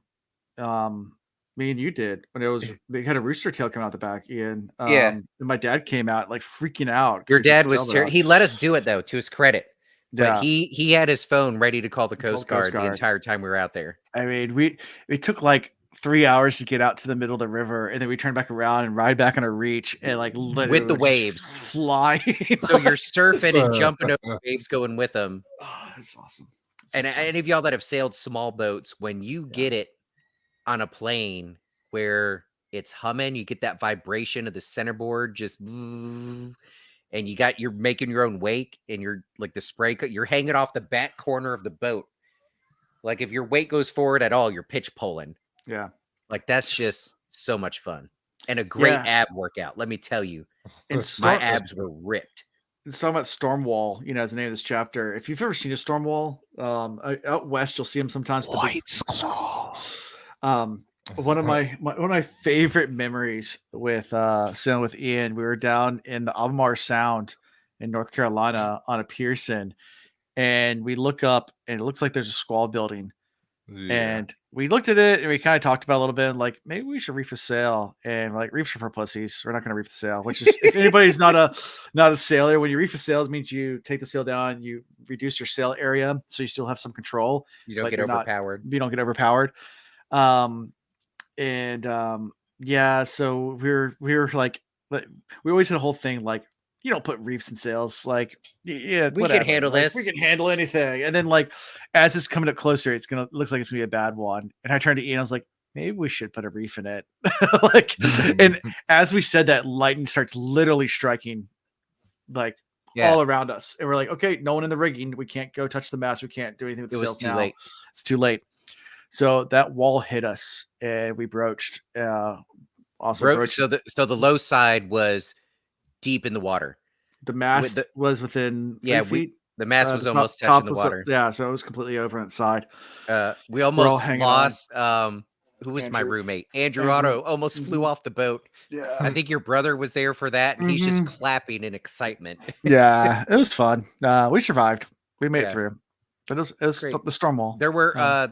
That's one of my stories of sailing close to a water spout, which is technically a tornado. There were a couple of water spouts out there too. It's pretty cool. Yeah, I mean, I've been in racing a few times where like we have spinnakers up, which are the big front sails, and you see the wind dies, and you see a squall forming the opposite direction. Yeah, you're done. And there was one time it came on fast, and we saw it, so we got our sail down, but all the boats around us didn't, and it was just like carnage, mayhem, like ripped sails, people demasted, boats are just like completely torn apart. We're like, yeah, that sucks. Yeah. But anyway, this is what Cal has coming towards him. Yeah, that's what Cal's coming towards him. But 10 times even worse than that. Like a G though. Oh yeah, he does. But right before, there's a couple things that happen. So all his peoples come out to him. Rock, Tef, Moash. They give him a sphere. Yeah, that was tough. He was like, no man should be out in the storm without a sphere. Yeah, that's fair. And he gives them a promise. He's like, hey, when this is done, my eyes will be open. Look up at me and I'll open my eyes at you. Oh, yeah. It's like right there, powerful. Yeah. But who stayed back to talk to him after, where he can explain that? Or was it after? Tef was the Rock. That was maybe Rock. Yeah, I don't know. Well, anyway, it was either a conversation right after this. It was Rock conversation. But before the storm, where he's like, why would you say that? Da da da. He's like, look, worst case, I say it and I die, and people just go, up. He was either just trying to be brave or foolish. But if I say it and I survive, then I'm untouchable. Like what that's gonna do is, So I mean, he called it. Yeah. It's like, yep. And then the storm hits. Whoosh. Whoosh. And then and then Syl does a little Dolly Parton. Stand by your man. Oh yeah, Syl's there the entire time. Yeah, y'all want to say? I mean, I almost interrupted you when y'all were like, "Cal was such a badass. He just went up there and took it." If you read it, I don't think Cal would have made it without Syl. I agree. He sees a giant face in the storm too. Oh yeah. As he's getting battered, a face like he's getting ripped a new one. All of a sudden, there's like nothing. His happening. flesh is literally getting pulled off in chunks of like debris and stuff like that, and he's just like, and this face comes before him, the Storm Father himself. Yep. And he looks up right before he passes out, and he thinks he sees Syl standing in front of him, trying to block all the water and rain around him. So I feel like it was Syl pleading to the Storm Father, and the Storm Father decided, all right, we'll save this one for you. Yep. Yeah. And this fear he has is growing brightly because they've recharged during the storm during the high storms. Yep. And he falls unconscious. I'm gonna drop a little spoiler for the last couple episodes of Mandalorian, but this, since I had just watched it, have y'all seen it? No. Okay, can I give you a minor spoiler? It doesn't totally ruin the story, but there is a spot. Grogu is getting better with the Force, and obviously his love for the Mandalorian is, I mean, that's his pops, right? Yeah. So there is a part where at the end, they're certain death. Mando and Bo-Katan are about to get blasted with this big explosion of a ship crashing. And then you pan back to it, and there's little Grogu using his hand with the Force and like having this perfect bubble shield around them, protecting him from what would have been certain death. And I shit you not, I've seen it twice, cried both times. Tearjerker. In Rebels, it's talking about Rebels. No, the end of Mandalorian. Yeah, but also you've seen it twice. Oh, you're talking about this and that. Okay. Yeah. Also in Rebels, that happens too. Yes. Yeah. Which I cried during that too. Yeah. So oh. Wait, with the blind dude? Yeah. The very what's his name again? Callan. Okay. Something like that. It's not Callan. It's something like that. Anyways, not Kaladin. Now I'm getting all confused. Right. Who is the main guy in Rebels? Not Ezra. Not Zeb. The Jedi guy, the former guy. Jedi. Anyways, all I'm saying is like this scene made me think of that with Grogu, just and Syl's up there just protecting. Yeah, that's love, baby. Yeah, exactly. All right, I'm done talking Mando for people that had their ears plugged. Okay, yeah. So we're done. Kanan. Sorry, I knew it was a K. Kanan. That's right. I didn't know who voiced Kanan was Freddie Prinze Jr. Really? Yeah. Huh. Now if they ask you that on Jeopardy, that's one more thing you know, Alan. Okay. So after the storms, he falls unconscious. After the high storm subsides, Rock leaves the barracks first, followed by Tef. And they go immediately to Kaladin to see, no way he survived. They didn't expect it. His body's just chilling there. Just in terrible shape. Yeah. And they look up and like, yeah, he's dead. And then his eyes snap open. What I tell you, fools. I tell you. And then the bridgemen all fall and gasp. But they're like, oh my God. And then sees Kaladin drop the spheres, and the spheres are done, even though he just went through a high storm. Yeah. And Tef goes, oh, I know what that means. Right. Tef gave that to him on purpose. This was this was a test. It was a test. Yeah. Tef is like, you here in all of this? What does it mean? Yeah. It wasn't he in like his mental struggle, emotional struggle. He was like, now's the time you send him.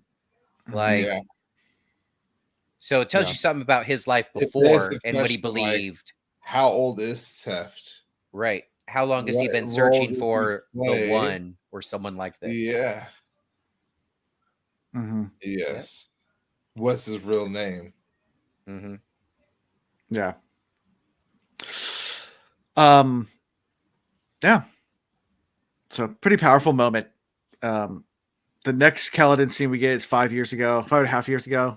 It's another flashback where Kaladin's with his mother. They're making soup or some kind of stew or something like that. And Tien comes in with a pretty stone he found. Another one. I found a rock. Okay. And this is also the scene where Rashon's son comes up to Kaladin and starts ordering him around like a servant. And Cal's like, no, screw you. I don't work for you. That's not my role. Yeah. What is your role? I'm the son of the surgeon. Oh, you're his son. Yeah. Yeah. And while on their way home, Lyra tells Cal that that he made Roshan believe he'll probably been the topic on the spheres, I guess. So talking about taking, he wants the spheres back or something like that. Because he'll take 9/10. So a sad part we can't leave out is when what's his name was bossing around Cal, telling him to get him some meals and whatnot. Mm-hmm. Who co-signed that? What Laurel? girl was there? Laurel. Yep. Laurel was like, "Boy, just do what you're told and get our meals and set it." And yeah. So his childhood crush is pretending like she doesn't know him, talking down to him, trying to put him in his place. Yeah. That was the heartbreaking moment. It hurts. Yep. And this is also when Kaladin tells his dad that he wants to start going by Kaladin and not Cal. Because it's a man's name. Yeah. Sophisticated. It's more sophisticated. Sounds light eyes-ish. But he says, I'll go there and learn how to talk like Light Eyes and learn how to be clever. And his father's like, you're already clever enough, Kaladin. You get that from your mother. Their level of clever. That way I can defeat them in a conversation. Yeah. Mm-hmm. Yep. And then we get to Investiture, the chapter where Kaladin's inside the basically in the heel. Well, he's amongst a bunch of corpses. Like they just put him in. Yeah, he's tucked in the far back corner of where Bridge 4 is housed. Because they don't want to risk anybody seeing him. Like they let the Bridge 4 crew take him down, but they also know, people are probably not pleased by this. We need to keep it under wraps. They're convinced he's still going to die. Yeah. Right. He's in even really bad shape. Yeah. I mean, he starts seeing death sprint, which means you're dead. Right. That's something that once you see him, that's over. Yeah, it means it's over. And but who fights the death sprint off? Syl. Syl for the oh my gosh. Syl for the win. Yeah. And he's just trying to hold on to any kind of lucid moments. I mean, he's fading in and out.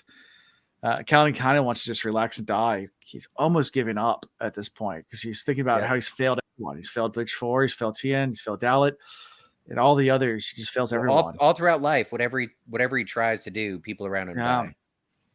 Yeah. It's like Tristan in Legends of the Fall. At the end where they talk about, it's everybody thought he would die young, but it was quite the opposite. Right. It was the people that he loved that, were hurt and were broke against him. I mean, he's sapping energy. Maybe he's sapping life force too. Yeah. Maybe. Yeah. I mean, Tef comes in to take over from Scar watching Kaladin, and Tef's like, I want to test continues his experiment. Yeah, he's going to test something out. He's like, I've heard of this thing from back in Legends of Old, something about, the child of investiture. That, takes some of the spheres and puts them in Kaladin's hand. And he's like, nothing happens. And he's like, I guess it doesn't work. And then all of a sudden, it glows. And then the spheres go dim out and the wounds start to stitch themselves up. And he's like, holy crap.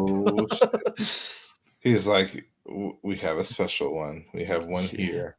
This is something that gets told, like, to kids, like as a fairy tale, like that this used to happen, kind of thing. Like the Knights Radiance used to do these kind of things, and no one believes it actually really happens. And Would here we it say is. myths and fairy tales and stuff? Yeah, They're always based in a little bit of truth. A little bit of truth. Yeah. Yeah, but now he knows that the Stormlight will heal Kaladin, but he doesn't want to heal him too fast, which he ends up doing anyway. But it's like, we'll give it a few days versus a few. But now he knows that Kaladin's gonna be fine. He's like, I'm just gonna keep on bringing a few every day, and he'll be fine. He'll be all right. He'll be all right. It didn't help that Kaladin really learned to kind of manipulate it in this acidity. Yeah. So 10 days later, after being on the verge of death, literally, he walks out of the barracks. He's like, "Hey guys, I'm a little sore, but what you guys doing?" And they're like, everybody's like, "Holy crap!" Like you're just walking around. I was like, "Yeah, I feel pretty good. All my broken ribs are healed in 10 days." Yeah, a little sore, and like, well, he doesn't realize it's been 10 days. He's like, "Yeah, I've been gone for like what, 3 months? How many people have we lost? You know, the bridge runs at this point. It's had to be months. You know, it's like it's been 10 days, and like he's like, yeah, what?" What? Because he doesn't even know what's happened. Like he's like, I know what my assessment says, and it says I should be pretty much dead. So it should take me a lot more than a week to get up. Mm-hmm. Yeah, and as they're going through, the horns blow again, so it's time to go. Kaladin decides to join them, but hang out with Lopin and David with the water, and not actually do the run. And as he's watching the battle from a distance, he realizes this is where he has the epiphany about side carry. He's like, I get the tactic now. Mm-hmm. We're not supposed to live. We're disposable. Right. We're supposed to die. Like that's... and what's bad is like Gaz has been telling him that this whole time. Right. He's been told that. Like he's refused to believe it. Yeah. Yeah. But it's sinking in. And he's sinking in now. He's like, that's why. That's the strategy. The strategy is we're the cannon fodder. Right. There's nothing he can do to better them as a bridge crew that's going to help them survive. Mm-hmm. It's inevitable that they will die because that is the goal. That's their whole point. Yeah. Mm-hmm. Yeah. So it's time for a new plan. Right. Yeah. Interesting. Well, we have to go to Sad Boy Kaladin for a little bit before that. Sure. So later that evening, the Bridge 4 gives Rock a gift. They give him a razor. It's the greatest gift Ersic Lowlanders could ever give me. Me and everybody else, because we're all shaving. Woo! We're gonna share a razor. Ew. Like, that's my you clean it and sharpen it in between. Yeah, I guess. Well, I guess when you go to the barber shop, they use the same razor. Yeah, they're not disposables. Yeah, it's different. That's different, I guess. Yeah. And they're not Irish, so you don't leave the blood on the blade. Right. Yeah. Saint Michael. I'm sorry, Gangs of New York. Yeah. We leave the blood of the blade, son. Yeah. And is this? Yeah. Zigzil also doesn't want to join in with all the merriment. We learn more about this bridge crew person, Zigzil, who's quiet. But Kaladin seeks out conversation from him. Apparently, very educated, smart. Mm-hmm. Yeah. Knows a thing or two because he's seen a thing or two. Right. Mm-hmm. And Kaladin's being sad boy. He's trying to fight becoming the wretch that he was before all this when he had no hope, but he can't think of anything else besides the fact that there's no point. Like none of this, there's no point anymore. Whatever he strives for is just going to lead to more death. It's going to lead to more people getting hurt. He's not bettering anybody. Right. Yeah. He needs some of Matt's luck. Yep. Mm-hmm. And then we get to of Alds and Milp, which is 5.5 years ago. Bright Lord Rashon and his son Ryler were attacked by white spines while on a hunt for them, which sound like pretty vicious creatures. Good. Yeah. I wasn't sad about it. Yeah, Ryler's mortally wounded. So Liren makes the case to save Rashon, and Rashon's pissed off about it. He's like, "No, save my son." He's like, "I can't." He's gone. He's gone already. He's like, he explains the guidelines of the surgeons. He's like, with 2 patients, it says if the wounds are equal, you treat the youngest first. And Rashon's like, yeah, he's younger, treat him. It's like, if the wounds are not equally threatening, you treat the worst wound first. He goes, yeah, his wounds are a lot worse. You treat him first. And he goes, and the third guideline, which supersedes the first 2. A surgeon must know when there's no hope, you don't treat that one. Yeah, when to walk away. You just you go to what can be saved. And that's something that triage is a thing that happens in medicine today, whether it's in the emergency room, on the battlefield, anywhere. It's a real thing, and surgeons are taught it, and doctors are taught this. Nurses are taught this. Triage is a thing, especially during disasters, our military, during things like that, when you're on operations and people get wounded, and there's lots of people wounded. They make decisions based on whether there's a chance of them even surviving, and they will not treat the ones that they don't think there's a chance. When I worked in the chaplain corps, you know, we were part of the mass cal drills, and we were our job was to be with the people that the medical staff determined they couldn't save. Weren't worth investing their time to working on that time, and that's where we stayed. Yeah, I mean, my brother, when he was he did trauma surgery when he was doing rotations, before he became a transplant surgeon. So when he's doing trauma, you know, car accidents, those kind of things, you had to do triage. I mean, I guess there's one case where it was a car accident, it's a motorcycle incident too. So there's a motorcycle involved. The guy that was in the motorcycle wasn't wearing a helmet. As my brother very, very politely put it, most of his brains were still on highway, whatever it was. Yeah. You know, he still had a pulse and still had some brain activity, but the people in the car had minor injuries, and they went to treat them, and like everybody, the family was like, "Why are you like?" There's no point in treating the motorcycle. Like he's like, I don't know, the surgeon that tried to help Abraham Lincoln shoved his finger in his head trying to get the bullet. You know, you got to try something, right? Yeah, try something, right? Yeah. So who actually killed Lincoln? Might have been the surgeon. Might have think about it. Could have been. Yeah. And this is also another kind of tense scene too, because while stitching up Roshan's wound, Cal is watching Liren, and his knife is right next to the femoral artery. And if you know anything about medicine, if you nick the femoral artery, it doesn't take long. Come on, Dad, just give it a little scratch. Yeah. And his dad's hand does shake, and he hesitates. So you know his dad thought about it. Oh yeah. And Kaladin's thinking like the board did it. Like there's no reason he couldn't. Yeah. And Kaladin asks Liren afterwards, he's like, "Why didn't you cut the artery? Why didn't you let Roshan die? What have solved so many problems?" And Liren says, "I'm not a murderer. I'm not a killer." But at first he was like, "I bet you if I wasn't here, you would have killed him." He's like, "No." And his dad said, "No, I wouldn't." He's like, "No, I can't do that." Yeah.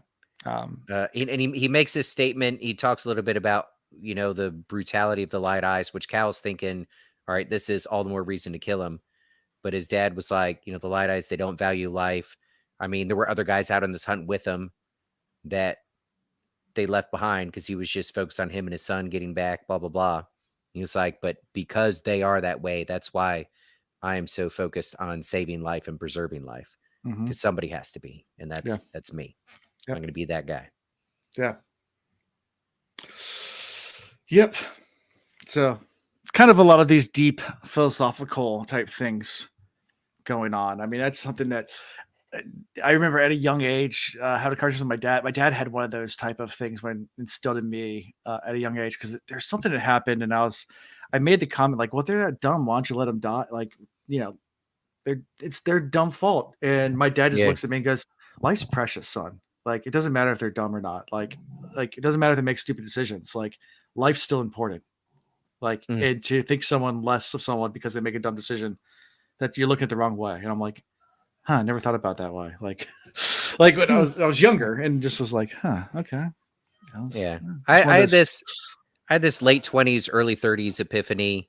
You know, kind of grew up in the church, but didn't really take it to heart until like my high school years. And you know, I thought I was a good Christian at the time, but when it came to intelligence and ignorant people, like I was still very, not just judgmental, but saw myself like above, and like they should just listen to what I say because you're dumb, I'm smart.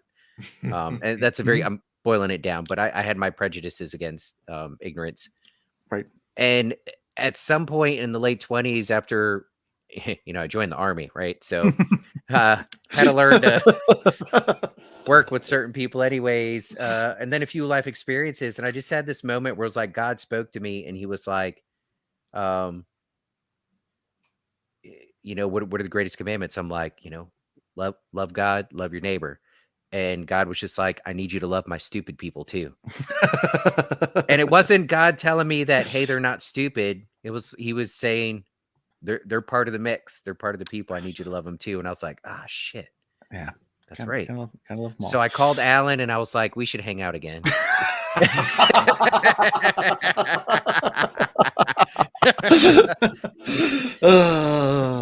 Zing. So yeah. So the next chapter is the wretch. Kaladin wakes up feeling dreaded despair. The Lamrel has been replaced by a new Bright Lord, and a new Bright Lord's wife. Let's be honest, because the Bright Lord doesn't even say the Bright a word. Lord is a mute. He don't even get out of the chair. He doesn't get out of the chair. His wife comes and starts speaking and says, like, we decided to run these bridge crews a lot more efficiently. In fact, what would make it more efficient is that Bridge 4 has permanent chasm duty. There will be, downside the chasms all the time. They're not doing anything else but chasm duty. Like, so we're gonna eat by chasm fiend. Like that's what they think, kind of thing. It's like yeah, make it more efficient rather than having different crews go down there and scout the same areas. Before, and you'll go down there and you'll go down to chasm duty.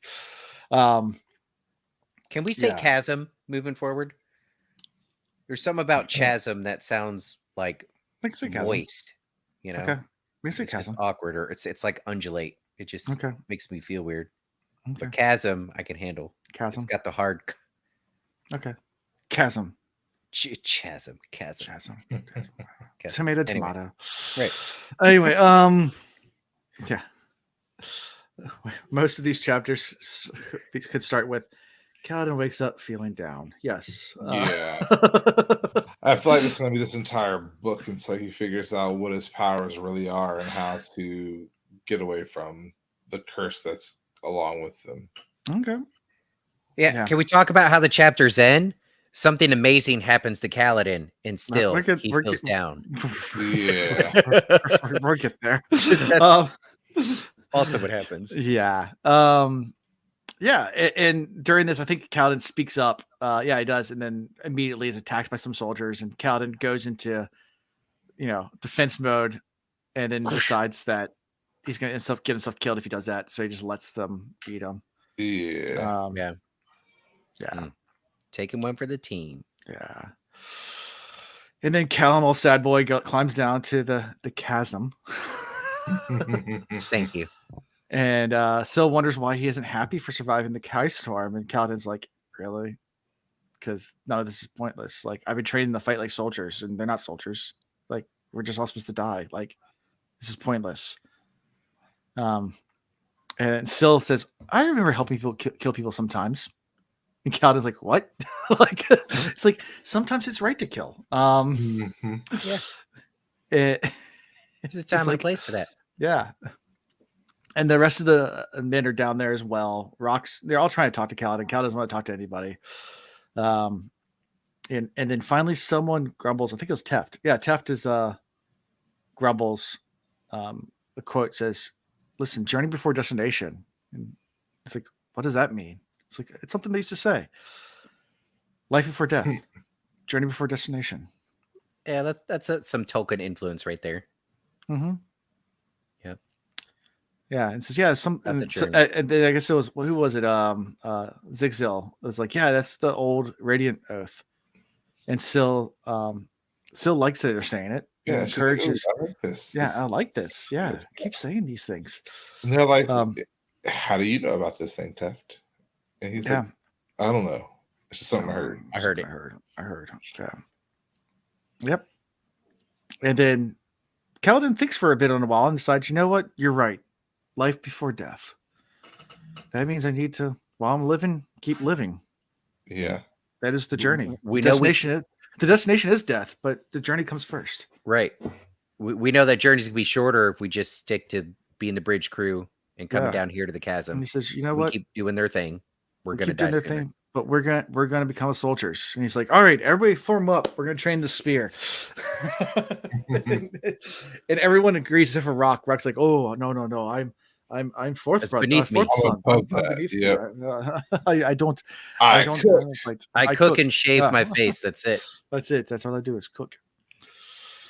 And then we have the weeping 5 years ago when Amaram comes to the village.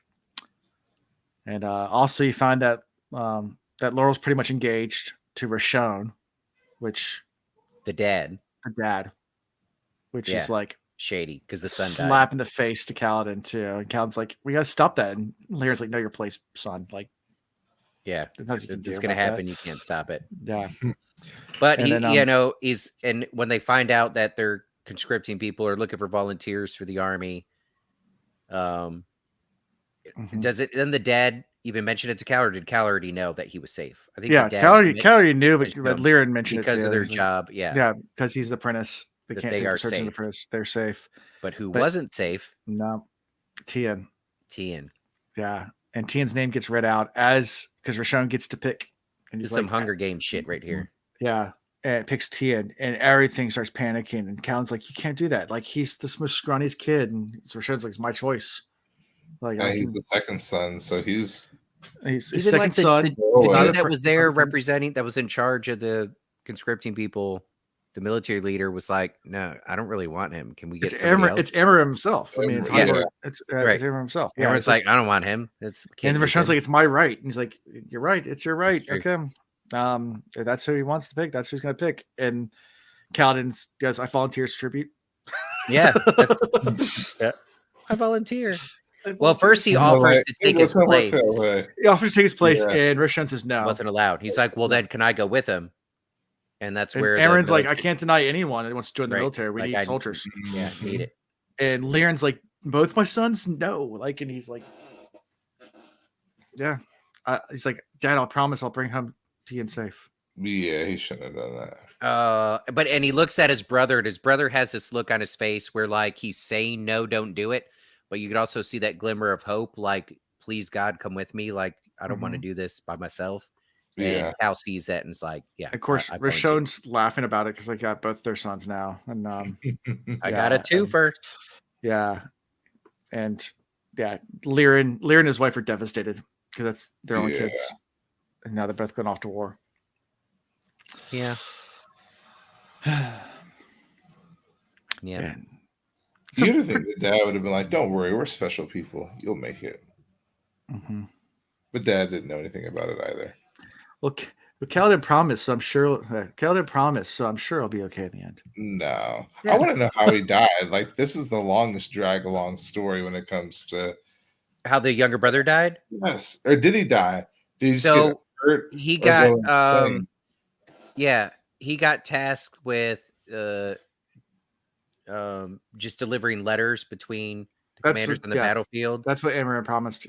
Yeah, and then they needed somebody to go on some mission to spy on the enemy, and he was around, so he volunteered and he went with them. And then there was a mustard gas attack, and when he was like coughing and he couldn't really see where he was going. He was running back, trying to get back to their lines, and he got caught up in the barbed wire. And like he was calling for his brother to help, and the enemy saw him and then shot him right before his brother got there to save him. It was really tragic. And then his brother Cal was like, raised by a Native American, and that night he went all tribal and he smeared blood on his face, and he crawled over the trench lines, and he went and he took scalps.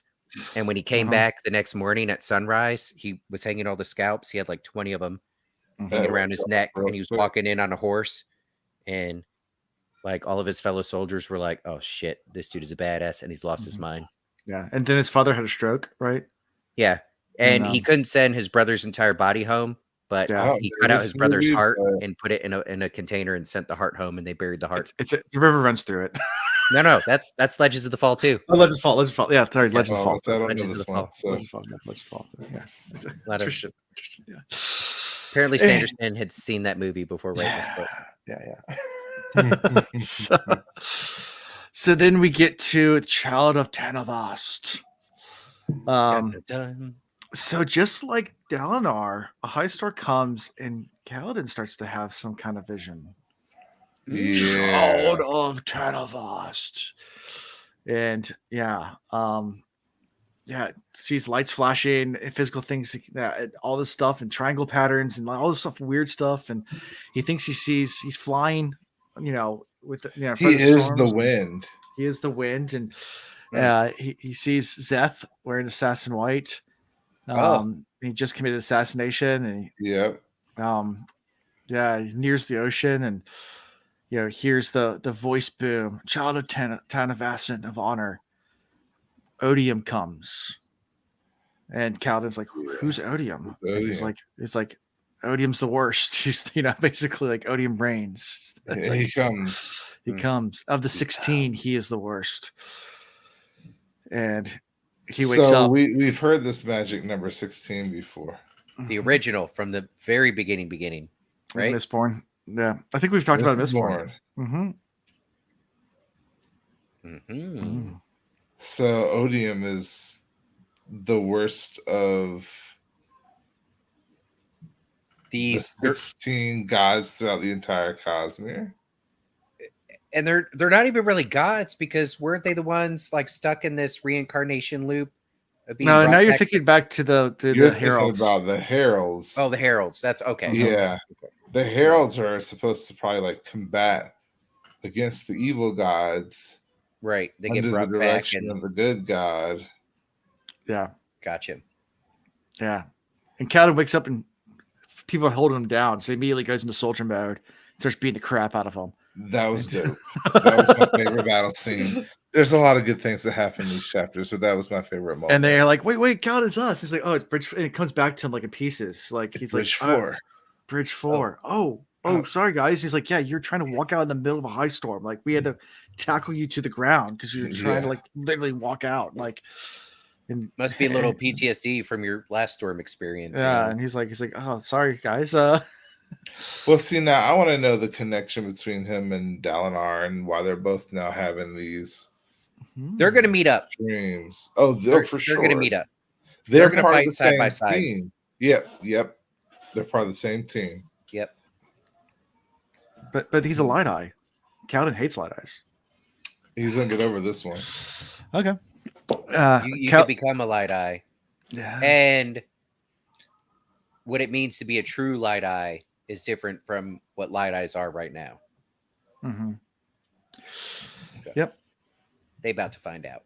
Yeah. So after this, he walks out, and it's the riddance is going on. And as he's walking out, Rock reveals that Sigil is a world singer, which is someone that travels around the world and goes to different places. That's why he's so smart and knows so many different things.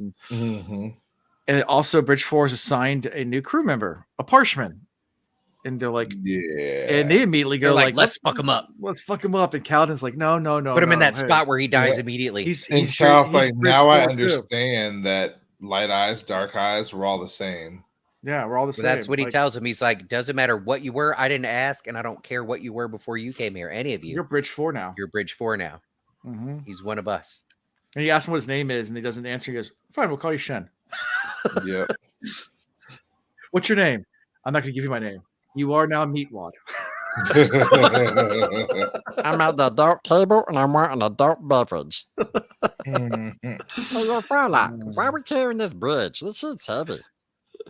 There's a guy in college that was on the sailing team at William Mary, and his freshman year he came out and tried out the sailing team, and everybody had nicknames, and he's talking about how he's never had a nickname that ever stuck.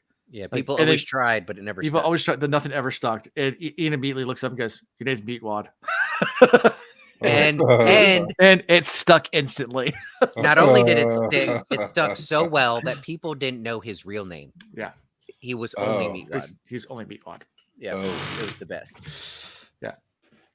So anyway, after the Parshman joins the crew, Kaladin decides to go walk around camp and think over everything. He asks Syl, have you ever heard of Odium? And she immediately hisses and like runs away. And he's like, "Oh, I guess That hit a nerve. That hit a nerve. Yeah.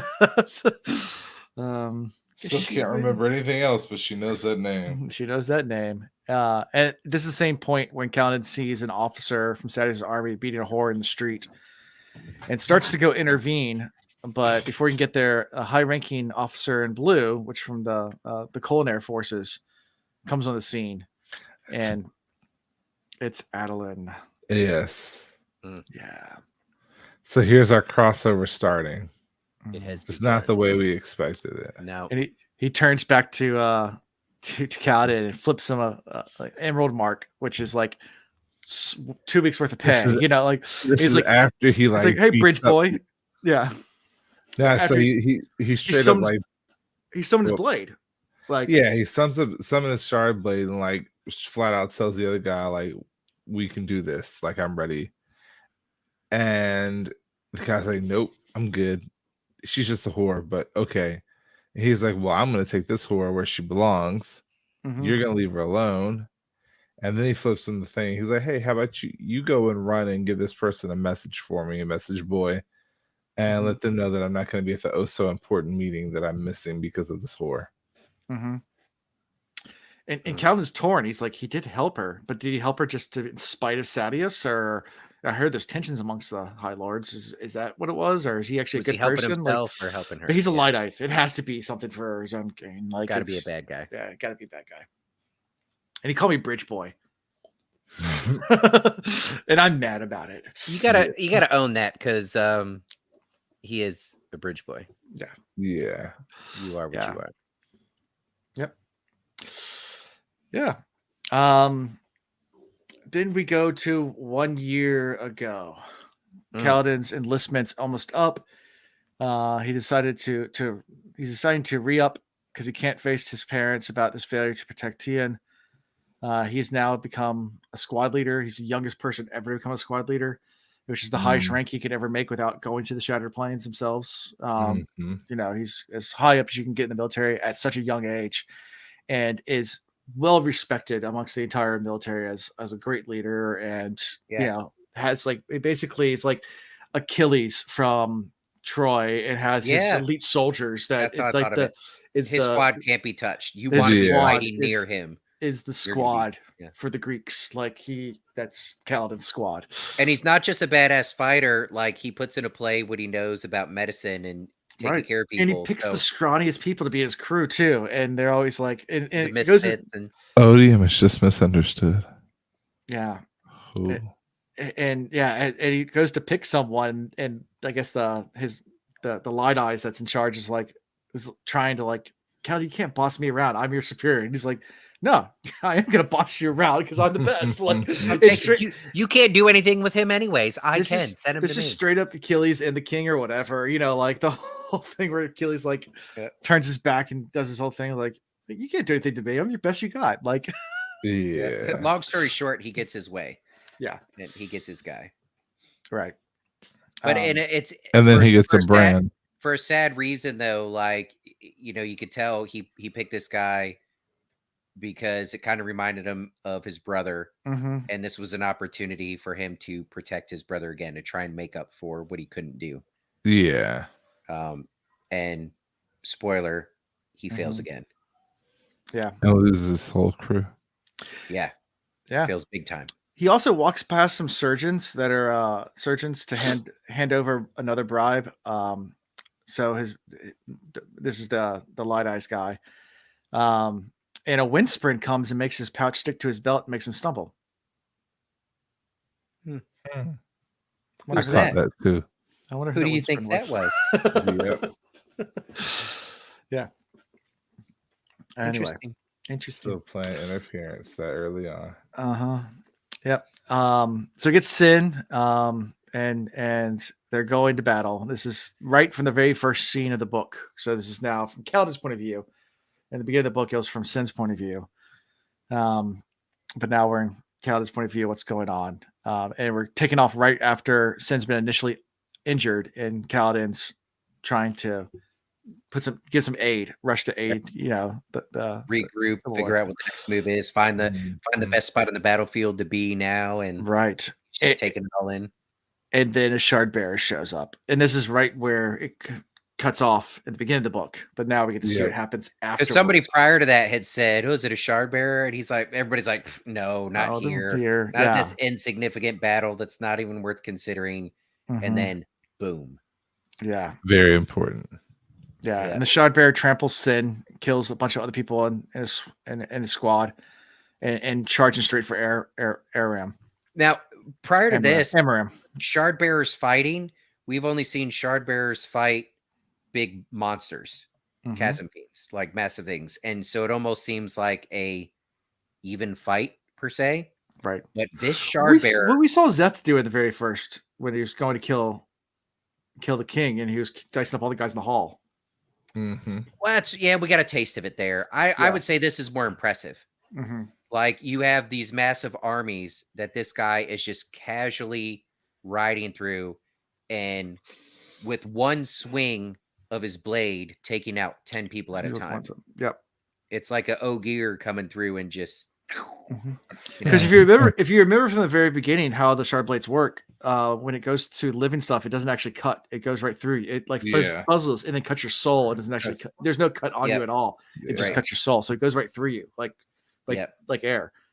So there's no resistance or anything. You can take a shard blade and just go through like 10 guys with no resistance at all, and their souls are just all. He's just mowing everybody down. Right. Which is to go up against a shard bearer is certain death, because literally if it touches you, you're dead. It doesn't. It's not like it has to go through any resistance or anything. It's just going to go right through you and kill you. Like it's like. So Cal's kind of frozen, and the shard bearer's coming his way. Takes out a couple members of his squad, like right in front of him. Kills almost all of them. Yeah. Oh well, not at the first. At first, sure. it's only a couple, right? Because they do kind of regroup, but he's frozen for a while, and then the shard bearer keeps going the other direction and is now heading towards the flag bearer, which is where the leader of Cal's armies is. And where Amaram is. Amaram. And Kaladin goes into attack mode, and he feels obligated. Goes into super badass warrior mode, like dodging shard blade strikes, and Matrix. Yeah, The fact that you have this imagery, but go back to the section, Chris. It wasn't. Sanderson doesn't write. He doesn't use a lot of words to give us this scene. It happens fast. Yeah, but I still feel like most readers are going to have a very similar image because he does it so precisely. Like, I could see Kaladin coming in full speed. Last second, he ducks this way, goes down to his knees. He's still sliding, comes up, grabs the dagger this way. First throw is ineffective. He rolls this way, it spins that way, jumps up again. Out of the corner, I sees the dagger again. No, he sees the tip of his spear because when this tip, it cut the top of the spear off. It's I say dagger, but tip of the spear. Grabs it again, and in the tiniest little opening of the eye slit. Wow! The only place he could get it. Yeah, gets it in there. Shoves it right in there. Like, this was great writing. Yeah, I tell you what. And I think you texted me immediately after reading this. Oh, I lost my holy shit. crap. It makes you how much they depend on their shard blade and versus their training. Yep. So immediately I'm thinking, oh, well, of course we know something happened and he doesn't have the armor and the shard blade, right? But you can't help but think, what if you have somebody that can fight like Cal already? Like, you're already strong enough to take a shard bearer down yourself. Wearing shard blade? Wearing it. Wearing shard plate, yeah. I feel like shard plate, and owning a shard blade, I feel like he's going to have some type of natural blade. He's going to get his own. Yeah, he's going to get his own. Interesting. I like it. Okay. I like it. How do you think he's going to get his own? Kind of like isn't it the Parshendi that are like attached to theirs that like grows on them? Yeah, that was my thought. Or something like Syl's going to help him in some way. Okay. Maybe she becomes she's going to help. She could even maybe become it. Like, remember how she was guarding him from the storm? She's going to become his armor. His armor. What? That would be so cool. Interesting. So yeah, kills him, and then the blade's still there, so like he's dead. Because that's how you know he's dead, because the blade didn't go away. Everybody that's watching is like, oh, holy shit. By the way, all the people that were protecting, is it Aram? Amram, all of his guards ran away. Yeah.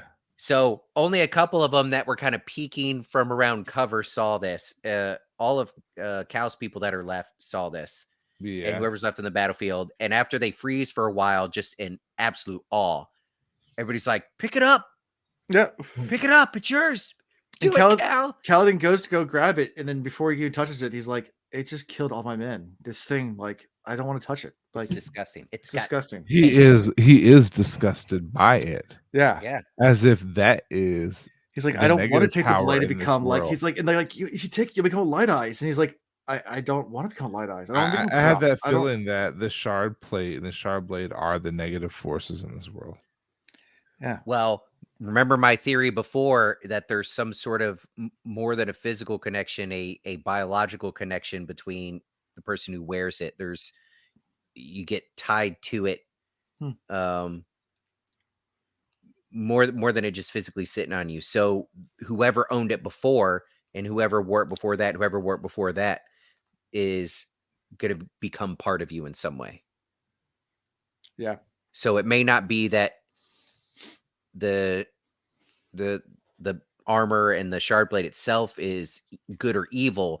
It's that it's influenced by who wore it before and how they used it. Yeah. And so now the new wearer is going to have that influence on them. That's my theory. Yeah. Yeah. And he turns to Koreb, one of his main guys, and is like, it's yours. And walks away. And everybody's like, what? Like, give it to my men. Give it to my men. They deserve it. Yeah. I don't they at least get a fifth. Yeah. There you go. So we have one more chapter in present time before we get to the last chapter, which is To Care, which is where Kaladin and the rest of the crew are down the chasms.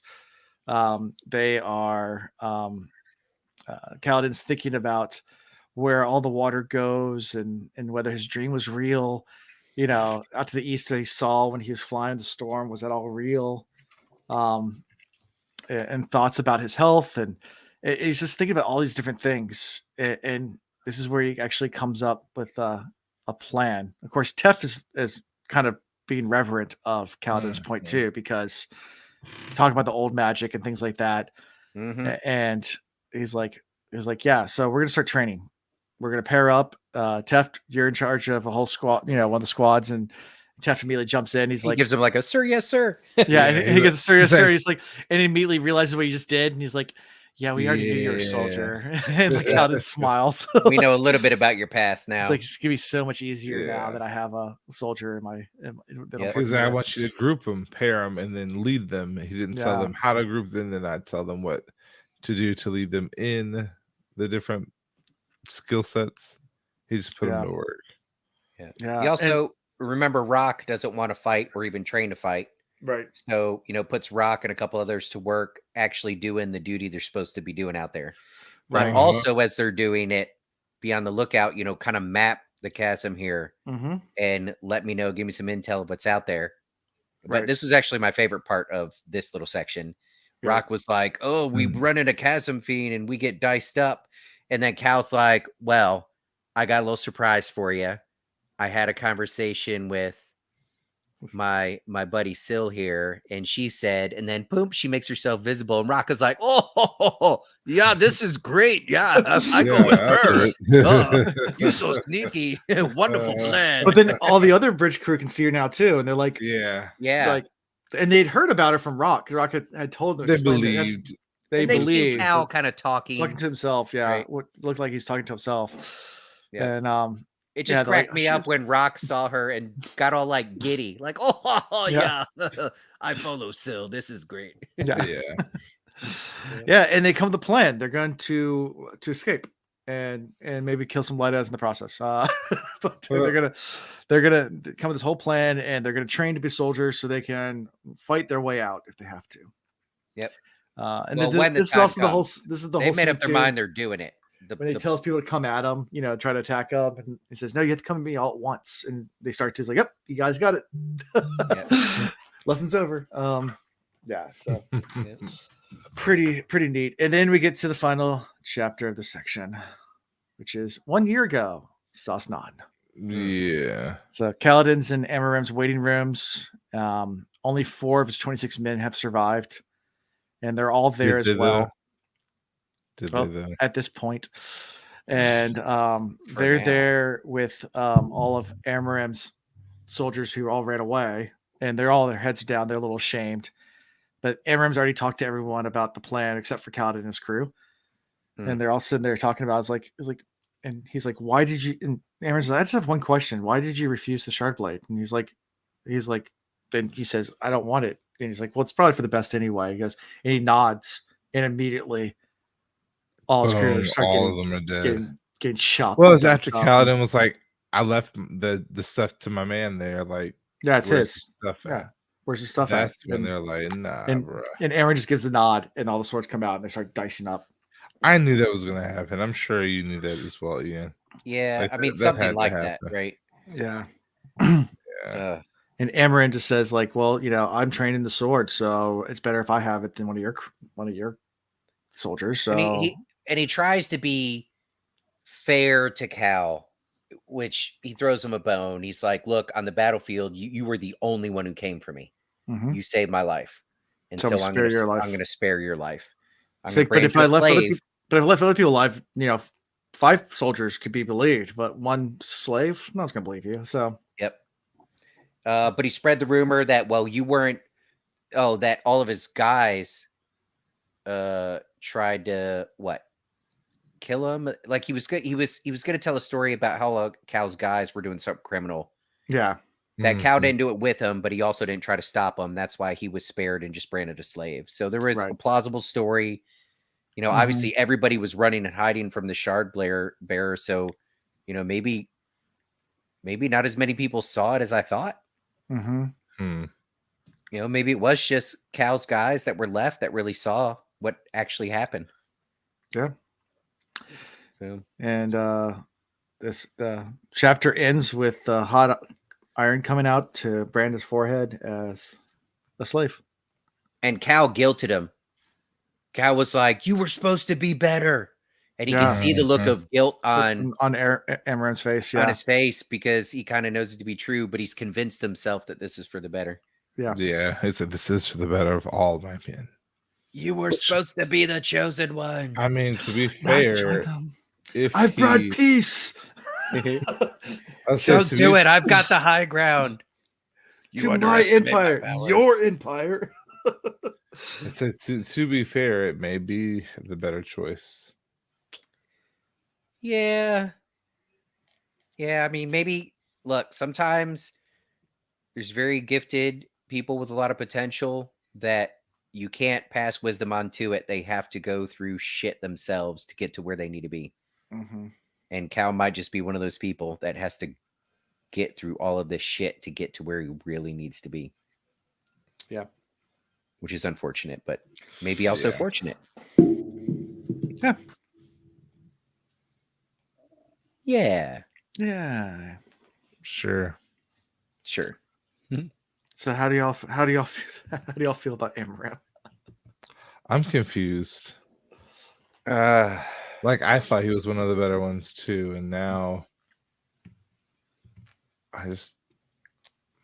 So even if he was, up until this point, there's no way you live with what you just did and continue to be a good person. It's either going to eat him up or he's going to transition to a more evil person. Or if, like you said, the armor shard blade is the thing that carries the evil, or if it's a little more what I'm thinking, that like you get the influences of the people that wore it before you, and that could tend to push you more towards evil. Mm-hmm. Just by him claiming that shard blade and the armor and everything comes with it, that might be enough to push him more to the shitty side. Yeah. So this might be a transitional point for him.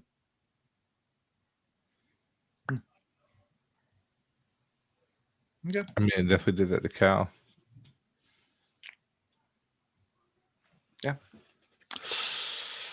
So that's how we end this section. So, I mean, there's so many good moments. We've been going for a while. I think we covered everything. This is a lot longer of an episode that we've done of covering Cosmere, but there's so much meat in these chapters. Surprised we got through it this fast, actually. Yeah. You carried us. We appreciate it. Yeah, I try to keep us going because otherwise we've been here 3 o'clock in the morning. But yeah, I mean, I think we've mentioned all our favorite parts at this point. I mean, I know you guys have a soft spot for Cal now. And hopefully, Ian, I know you had a rocky start to this book. Hope you realize why this is one of my favorite books ever written. It's so good. Yeah, it's one of my favorite coming books. into it raw and like having no idea what's going on in the beginning was the first few chapters. I was like, what the hell's going on? But it is so worth it. Yeah, the juice is worth the squeeze. Squeeze the shit out of it. Get all the juice. Yeah. And we still have 2 parts left. So next time we'll be doing part 4, the Storm's Illumination. Ooh. And it's a lengthy part. And the last part's the Sandor Lancer course, which is short, but we'll get to that eventually. So yeah, we'll do part 4 next Chris time. and I are going to try and finish this in a week. Don't do it. Do you think they're gonna make it out? I'm gonna be dead of trying to keep up with you guys reading this book. I have to read so much other stuff right now. Do you think they're gonna make it out? So I think Cal does. The question is, how many more people does he have to lose along the way? Do we get to keep some of the other characters? Like, I hope Rock makes it with him. I hope the one-armed man makes it with him. Lupin. I think the new smart guy, intelligent guy could do it because of his Okay. intelligence. The former soldier, Taft. Yeah, Taft. I would like to see him make it. Moash. Moash, the one he tagged early on as a You're leader. naming like literally all of Bridgeport. I know, right? No, there's like 30 of them. But the truth is, I don't think they all make it out. We're gonna lose someone or maybe many of the big characters. Like, there's no way. This is not the turning point where Cal can finally do something and follow his plan and everybody get away scot-free. So do you think his plan's gonna work? Didn't whatchamacallit, Dalinar ask for a bridge crew? There was discussion. Mm-hmm. Yeah, he was finally like, let's give it a whirl. That might be given Bridge 4. That would be cool. I would like for that to happen. Interesting. But I don't know if that happens. Do you think their plan's gonna work at them escaping? I mean, if he gets Bridge 4, then maybe Bridge 4 decides not to give this escape thing a go. Because they can lay their bridge and fight. Well, then they'd be trying to get home with him. Remember, he's relinquishing his power to his son. Yeah, there's a possible merger there. Yeah, even if they go the chasm route and they find a way out of there, it's going to be out of the frying pan into the fire. Agreed. You know, they're going to get out of there thinking, all right, we got out of the worst possible situation ever, only to find that they're in another worst possible situation ever that they didn't even conceive of because they didn't know what they didn't know. Just go to the mountains with Rock. Yeah, go back with Rock's people. That's what I would do. Yeah. Mm-hmm. I think Rock even offers to them all. Yeah, you come home with me. Exactly. You'd be treated like royalty. Yep. I'll cook for you. Yeah. Well, I will say that the end of the next part is one of my favorite scenes. So now you got to race through. Is there a tall mayonnaise crossover? Is that is he somehow in this book? It's Breeze. It's Breeze. Oh, now that I can believe. At least we're in the same genre. That I could believe. You know what? Early on, when you told me you really liked Breeze, I was like, all right, there's gonna be something about Breeze I don't like. But Breeze is actually a really he's great. Yeah, he's a great guy. I like everything about him. He's great. So yeah. I guess we do see eye to eye on some things. Who was your guys' favorite character from all this? Syl. I had to say it quickly. I didn't want it to be taken. Earlier I said Syl is clearly going to be everybody's favorite character, but that wasn't not mine necessarily my favorite. So I have said it many times. I like Shallan. Okay. I like Lopin. Because Lopin's like awesome. Lopin too. That's the one-armed guy? Okay, Gancho. Yeah. Yeah, I love his personality. He's like, yeah, you want me, mate? You want me, Gancho? You want me, Gancho? You want me, mate? Like, that's what I heard. And I can see him being Crocodile Dundee. Oh, the Lopin is the best. He's the best. I got but why do you want to be with me? I mean, you're only picking one. So whoever you pick, that's special. And that's me. I'm special. I'm the guy. He's Crocodile Dundee. That's actually a good pick. Someone did actually cosplay Syl in JordanCon this year. Oh, awesome. Mm-hmm. Yeah. They had like all the face paint on and everything. Yeah. Mm-hmm. Pretty cool. And I think maybe I saw it, but didn't know what I was looking at. Yeah. Fun little Syl cosplay. Who else I like from this chapter? I like Yasna. Only because I'm reading between the lines, and I believe she knows a lot more, and she's letting things happen. If that's not true, then maybe she's not on the top of my list. That's brilliant, as we say. Nah, she's brilliant. So I agree. Yeah. I mean, Amaran, he made the hard decision. Ew. Yeah. He made the hard choice. Ew. He did, though. He made the hard choice. Where is it? There it is. Ew. Yeah. Ew. Thank you. That's the. Oh. Chris, I'm not even gonna say we're gonna have to agree to disagree. No, I'm gonna disagree. I'm just gonna say ew.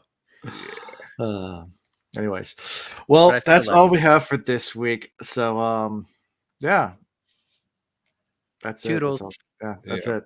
We'll do this again. Hopefully not in a week. No, in 2 weeks. 2 weeks. Yeah. Give me some time to read this time, guys. Yeah. 2 weeks. They sit there like both of them were like, I'm done. I was like, I haven't started yet. Getting too good. I had long drives and Chanel had AirPods. So okay. Yeah, I had to start another podcast, so I was very busy last week. But yeah, now I'm I've already read all my chapters for that too, so I'm good there. So perfecto. We're good to go. All right, man. Well, that's it. That's it for this week. So until next time. Peace. Okay, bye.